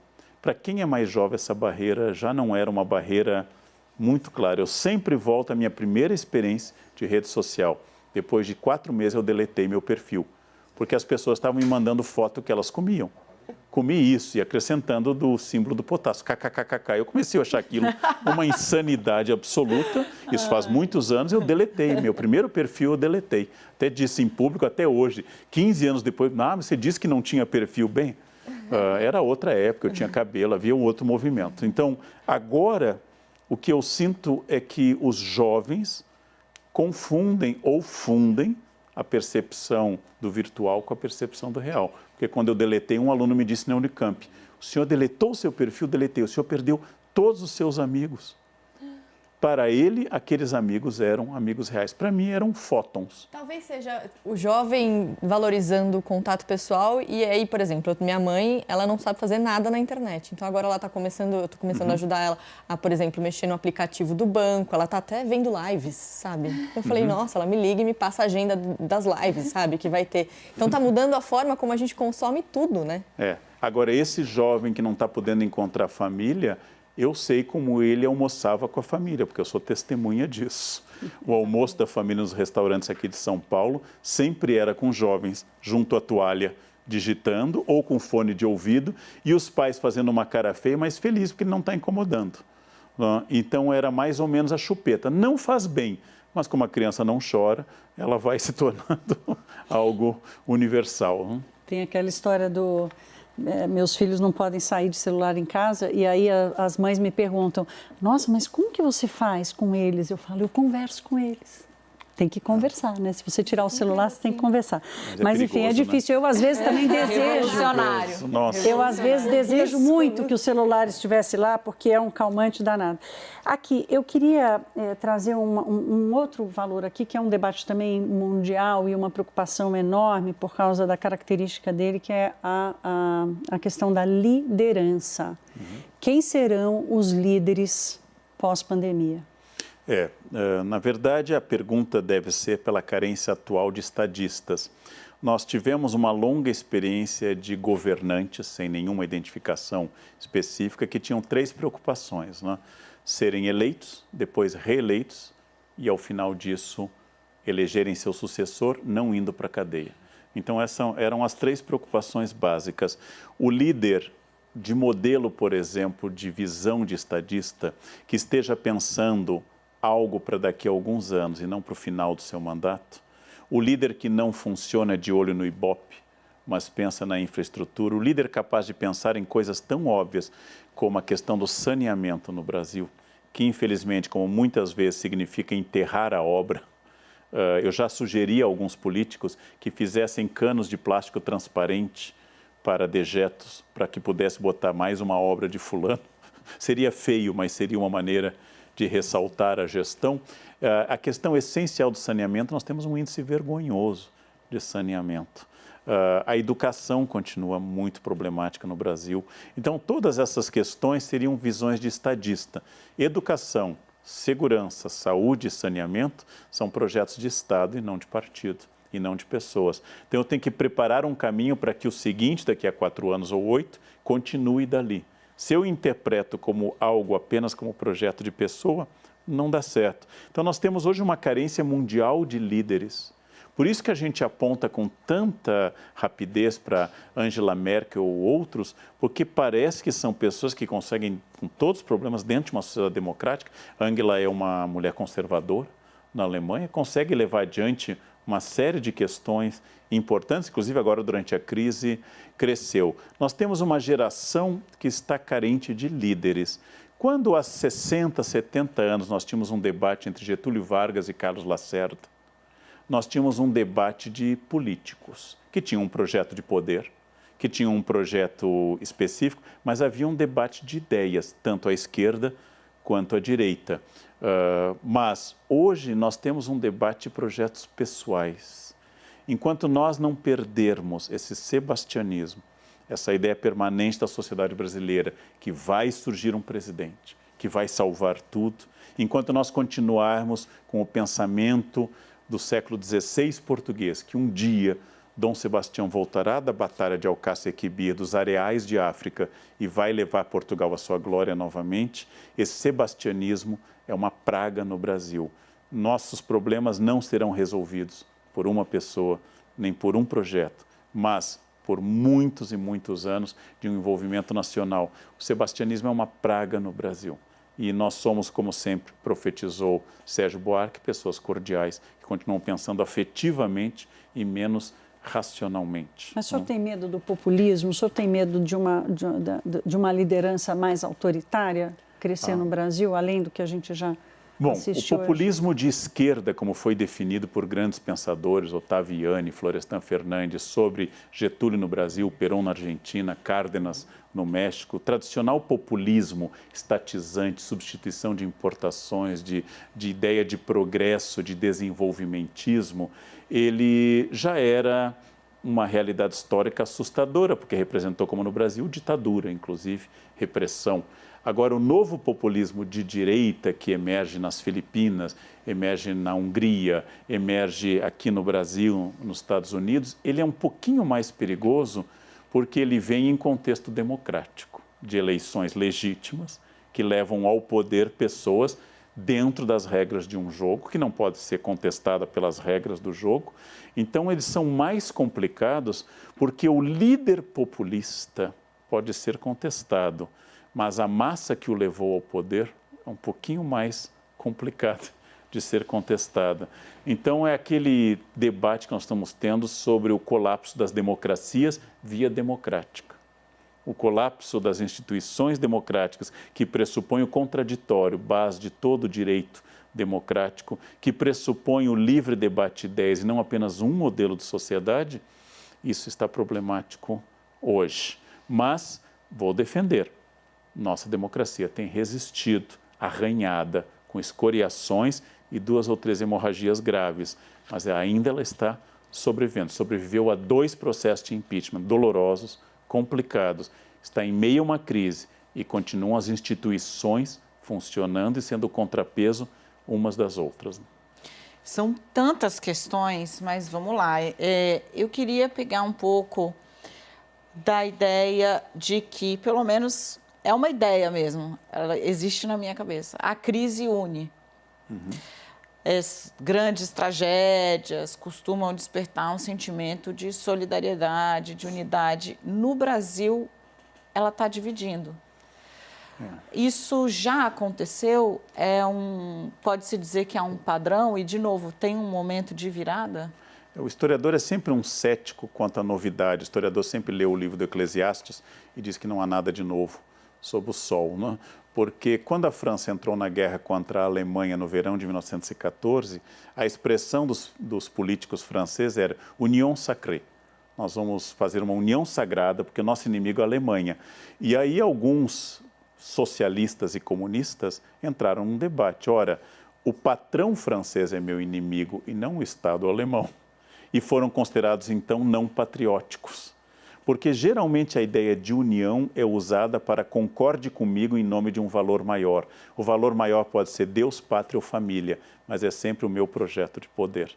Então as crises podem unir, mas as crises mostram cisões também. Elas mostram cisões incontornáveis da nossa sociedade e elas continuam existindo. Então eu sempre desconfio dessa união sacrée, porque essa união sacrée é proposta por um Estado.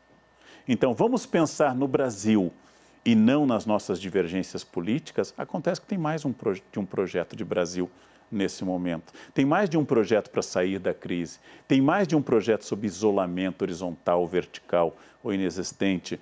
Então, vamos debater e lembrar que sim, nós somos desiguais.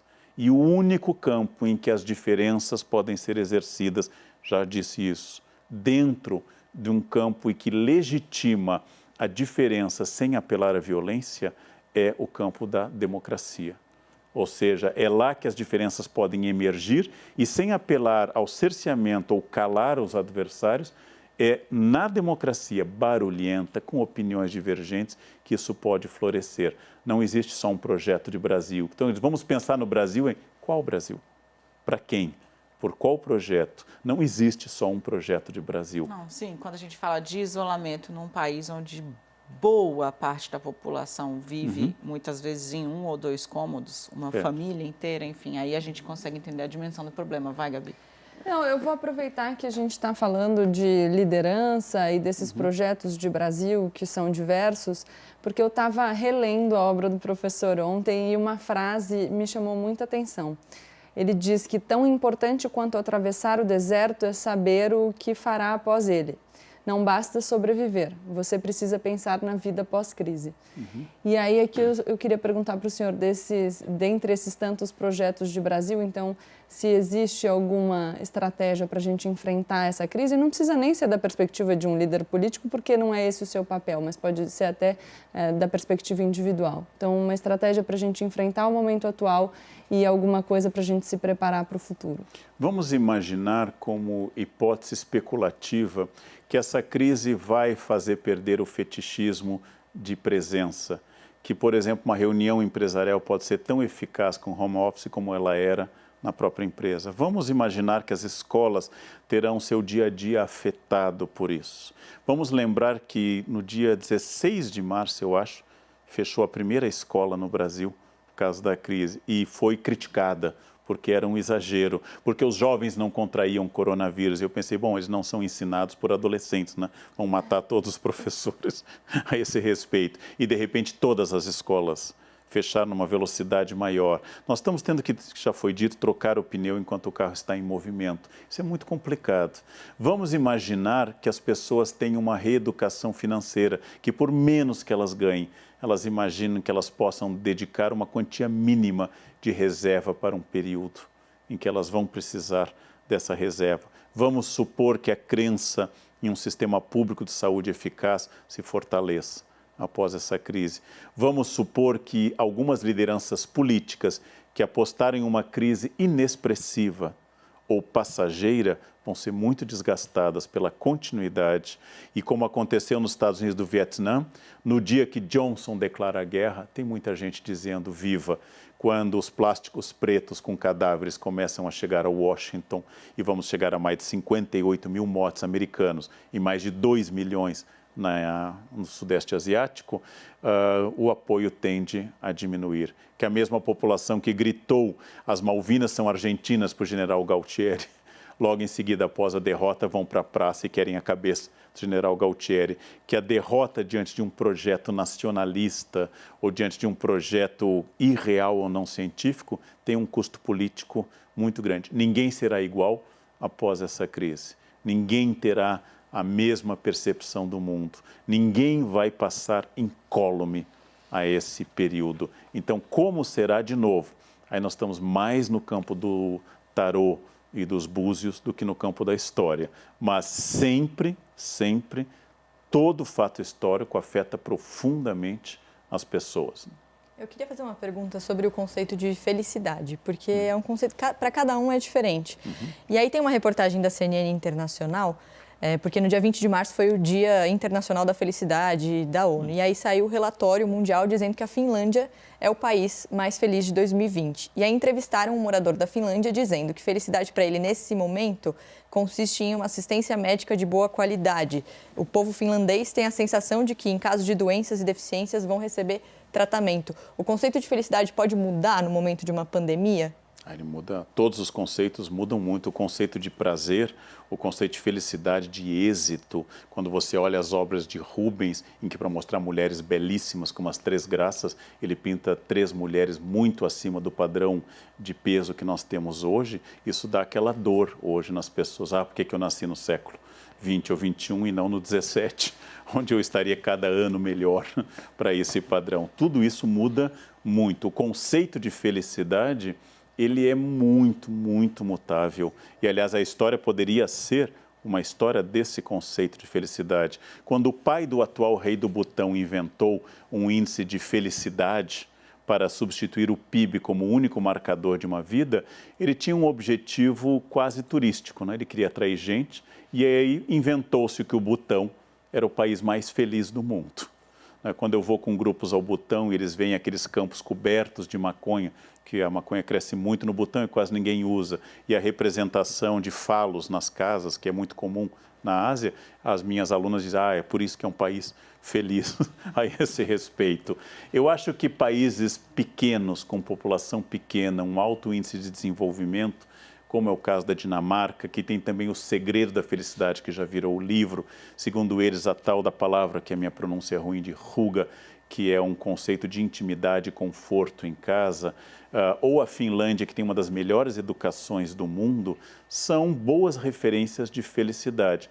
Mas eu vou sempre lembrar que países perfeitamente desenvolvidos, com governos transparentes, com um primeiro-ministro que vai para o trabalho de bicicleta, com um presidente do Supremo que não tem motorista, como é o caso de quase todos os países escandinavos, esses são países que têm uma taxa de suicídio muito maior do que, por exemplo, países africanos com realidades sociais mais dramáticas. Então, nós temos que discutir mesmo o que é conceito de felicidade e por que existe tanta depressão no Japão, na Suécia ou na Finlândia, apesar do sistema funcionar. São questões complexas. Luc Ferry recomenda que a gente estabeleça um nosso padrão. E um grande pensador que fez o curso mais popular hoje em Harvard, que é um curso de felicidade, que é o Shawn Achor. O Shawn Achor, em vários livros, recomenda uma coisa: não espere o futuro para ser feliz. Não vá ser feliz quando você se aposentar no topo da carreira. Comece a ser feliz agora para que você atinja o topo da carreira. Não mire que a sua felicidade será quando seu apartamento de 1 quarto for um apartamento de 4 quartos. Não pense que o seu carrinho atual ruim vai lhe tornar feliz um carro que impressiona as pessoas. Seja feliz para atingir metas pessoais, metas econômicas ou quaisquer outras. Seja feliz agora para atingi-las e não espere o futuro para não fazer aquele erro que um colega e um grande amigo, Clóvis de Barros Filho, sempre dizia. Você está no ensino fundamental e diz que a felicidade é o ensino médio. Aí você chega ao médio e diz, não, é a faculdade. Na faculdade você vai ter o seu curso. Chega à faculdade, não, é o estágio. Aí chega ao estágio, não é quando você for efetivado. Aí você é efetivado, você entra na empresa, não. É quando você chegar ao topo dessa empresa que você vai ser feliz. Aí você chega, se aposenta, em geral adoece, se aproxima da morte e chega o padre à sua casa e diz, não, agora não, lá em cima é que você vai ser feliz. Não dá para acreditar que a felicidade seja sempre adiada. Eu acho que o professor Achor tem razão nos seus muitos livros e TEDs que ele faz, que a felicidade tem que ser um mecanismo atual, definido pelos meus parâmetros, Luc Ferry, que é uma vida bem-sucedida, para eu atingir agora um grau de otimismo eficaz para que eu me sinta mais feliz agora para atingir metas, e não daqui a 30 anos. É uma escolha verbalizada que precisa ser feita? Se a gente não cair na autoajuda, que é um pensamento positivo, que basta eu fechar os olhos e pensar eu sou feliz, e isto é uma fantasia, existe um consenso entre as pesquisas, muitos livros sobre o tema, de que na miséria absoluta a felicidade é quase impossível. Se você não tiver o que comer, onde morar e seus filhos chorarem de fome, não basta fechar os olhos e ter pensamento positivo. Isso é uma fantasia de autoajuda, porque o pensamento não institui realidade. Isso é um delírio. Né? O professor tem um livro sobre felicidade, chama Felicidade, Modos de Usar. Escreveu em parceria com 2 grandes amigos dele, o Pondé e o Cortella, enfim, foi no final do ano passado, E tem também um livro com o professor Clóvis que eu citei, que é Felicidade ou Morte. É um tema que eu reflito bastante. E hoje nós temos na Unicamp uma disciplina sobre felicidade. Harvard tem a disciplina mais disputada de todo o tempo sobre felicidade. Alguns torcendo o nariz, mas é evidente, quem torce o nariz para a palavra felicidade geralmente é infeliz. Com a mesma coisa daquela mulher que acha que os biquínis das outras estão muito ousados.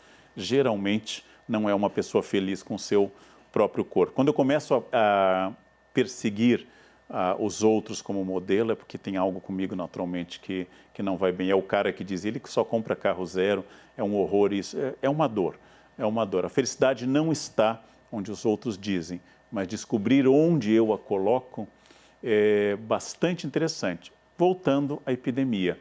Quem vai ter coragem de dizer agora no Instagram que gostaria de ficar o tempo todo com a sua família? Quem vai conseguir dizer isso após a epidemia? Nossa, família é tudo, gostaria de passar mais tempo com a minha, né? Eu amo família, mas vai ser uma verdadeira lei do ventre livre quando a gente puder ter família um pouquinho menos concentrada, né?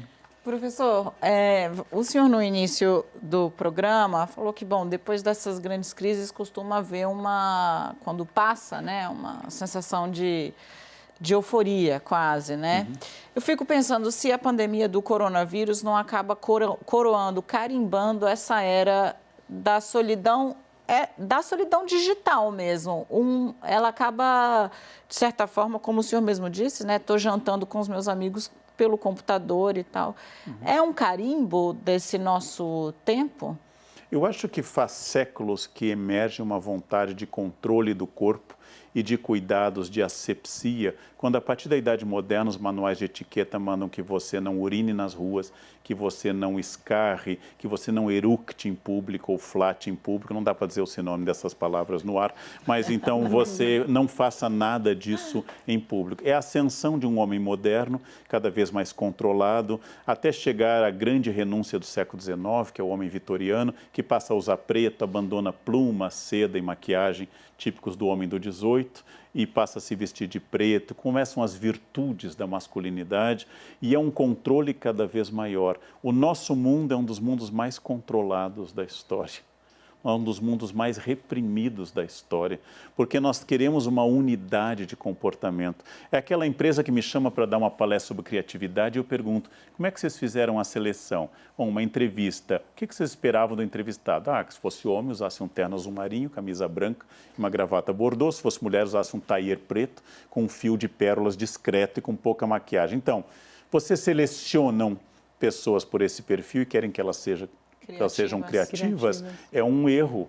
Então, queremos o senhor um curso sobre empreendedorismo. Você se dá conta que se a pessoa for empreendedora, ela sai da sua empresa? Que empreendedorismo e cartão ponto não combinam historicamente? E elas querem, na verdade, ler empreendedorismo como vestir a camiseta da empresa e ser mais produtivo. Então, existe confusão de valores e tudo isso está sendo testado nesse momento. Todos os nossos valores. Por favor. O que a gente faz com a esperança? A esperança, a segunda das virtudes teológicas, fé, esperança e caridade, a esperança ela é fundamental porque a pessoa que tem esperança, ela age.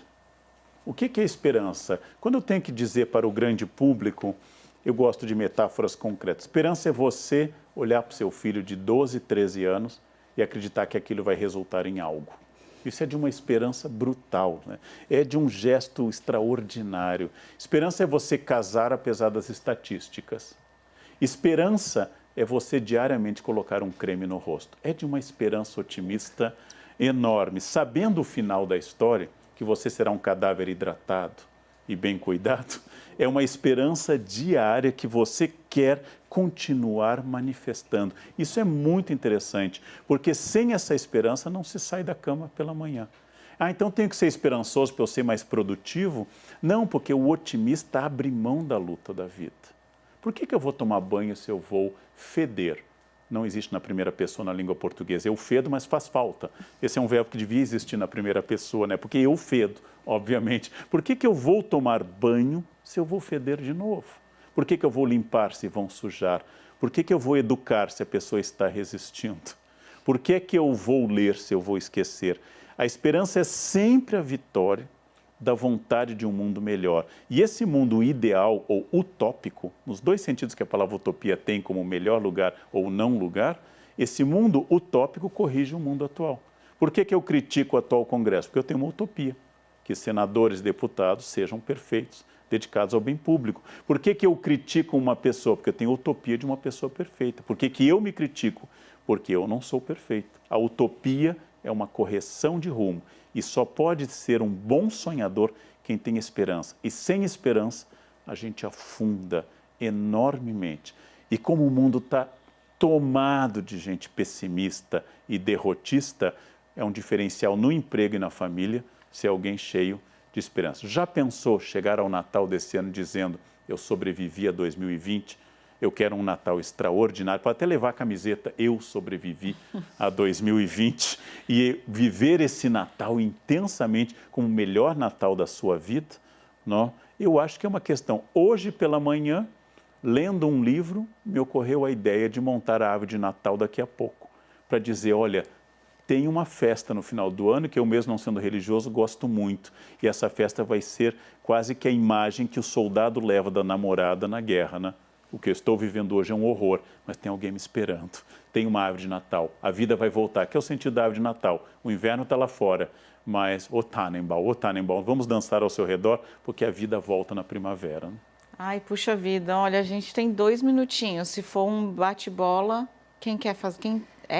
Gabi Prioli, 2 minutos. Serei brevíssimo também. Não, eu ouvi a sua fala agora e lembrei de um outro trecho da minha leitura de ontem, que o senhor fala que a principal lição do Pai Nosso está no substantivo e no pronome possessivo inicial. Ao dizer que há um Pai e que Ele é nosso, reconheço-me no coletivo humano e eis a ideia da fraternidade humana. Será que agora a gente consegue enxergar esse valor do Pai Nosso no coletivo e na fraternidade? Quando Jesus ensina a única oração contida nos Evangelhos, que é o Pai Nosso, enquanto que o Antigo Testamento tem dezenas, o Novo só tem o Pai Nosso, quando ele ensina uma oração que tem 7 pedidos básicos, que contém tudo aquilo que é necessário para a felicidade de uma pessoa de fé, a primeira é a mais revolucionária. Fiel à tradição do Rabino Hillel, que passa para o seu neto Gamaliel, que passa para o apóstolo Saulo, futuro Paulo, nós temos a seguinte ideia. Jesus não chama de Adonai, não chama de qualquer outro dos grandes nomes e atributos de Deus, mas chama de Abba. E ao chamar de Pai, significa uma universalidade que é a melhor lição das religiões. Eu não sou religioso, mas admiro nas religiões, acima de tudo, a fraternidade universal. A ideia de Adão e Eva é uma ideia maravilhosa. Somos todos descendentes, somos todos os degredados, filhos de Eva, como diz o Salve Rainha Católico. Abba, então, ele é Pai e ele é nós. Um substantivo e um pronome que, nesse caso, vão se transformar numa confissão de que eu sou irmão de todos, inclusive dos políticos. Leandro Carnal, professor, muitíssimo obrigada. Eu que agradeço o convite. Que delícia de conversa. Meninas, muitíssimo obrigada, que delícia de conversa.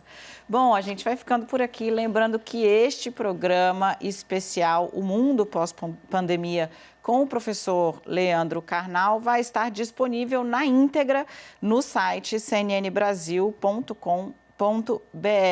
No nosso canal no YouTube também vai ter programa e em formato de podcast em todas as plataformas de áudio. Um presentaço. Esta é a CNN, a maior do mundo, agora aqui no Brasil.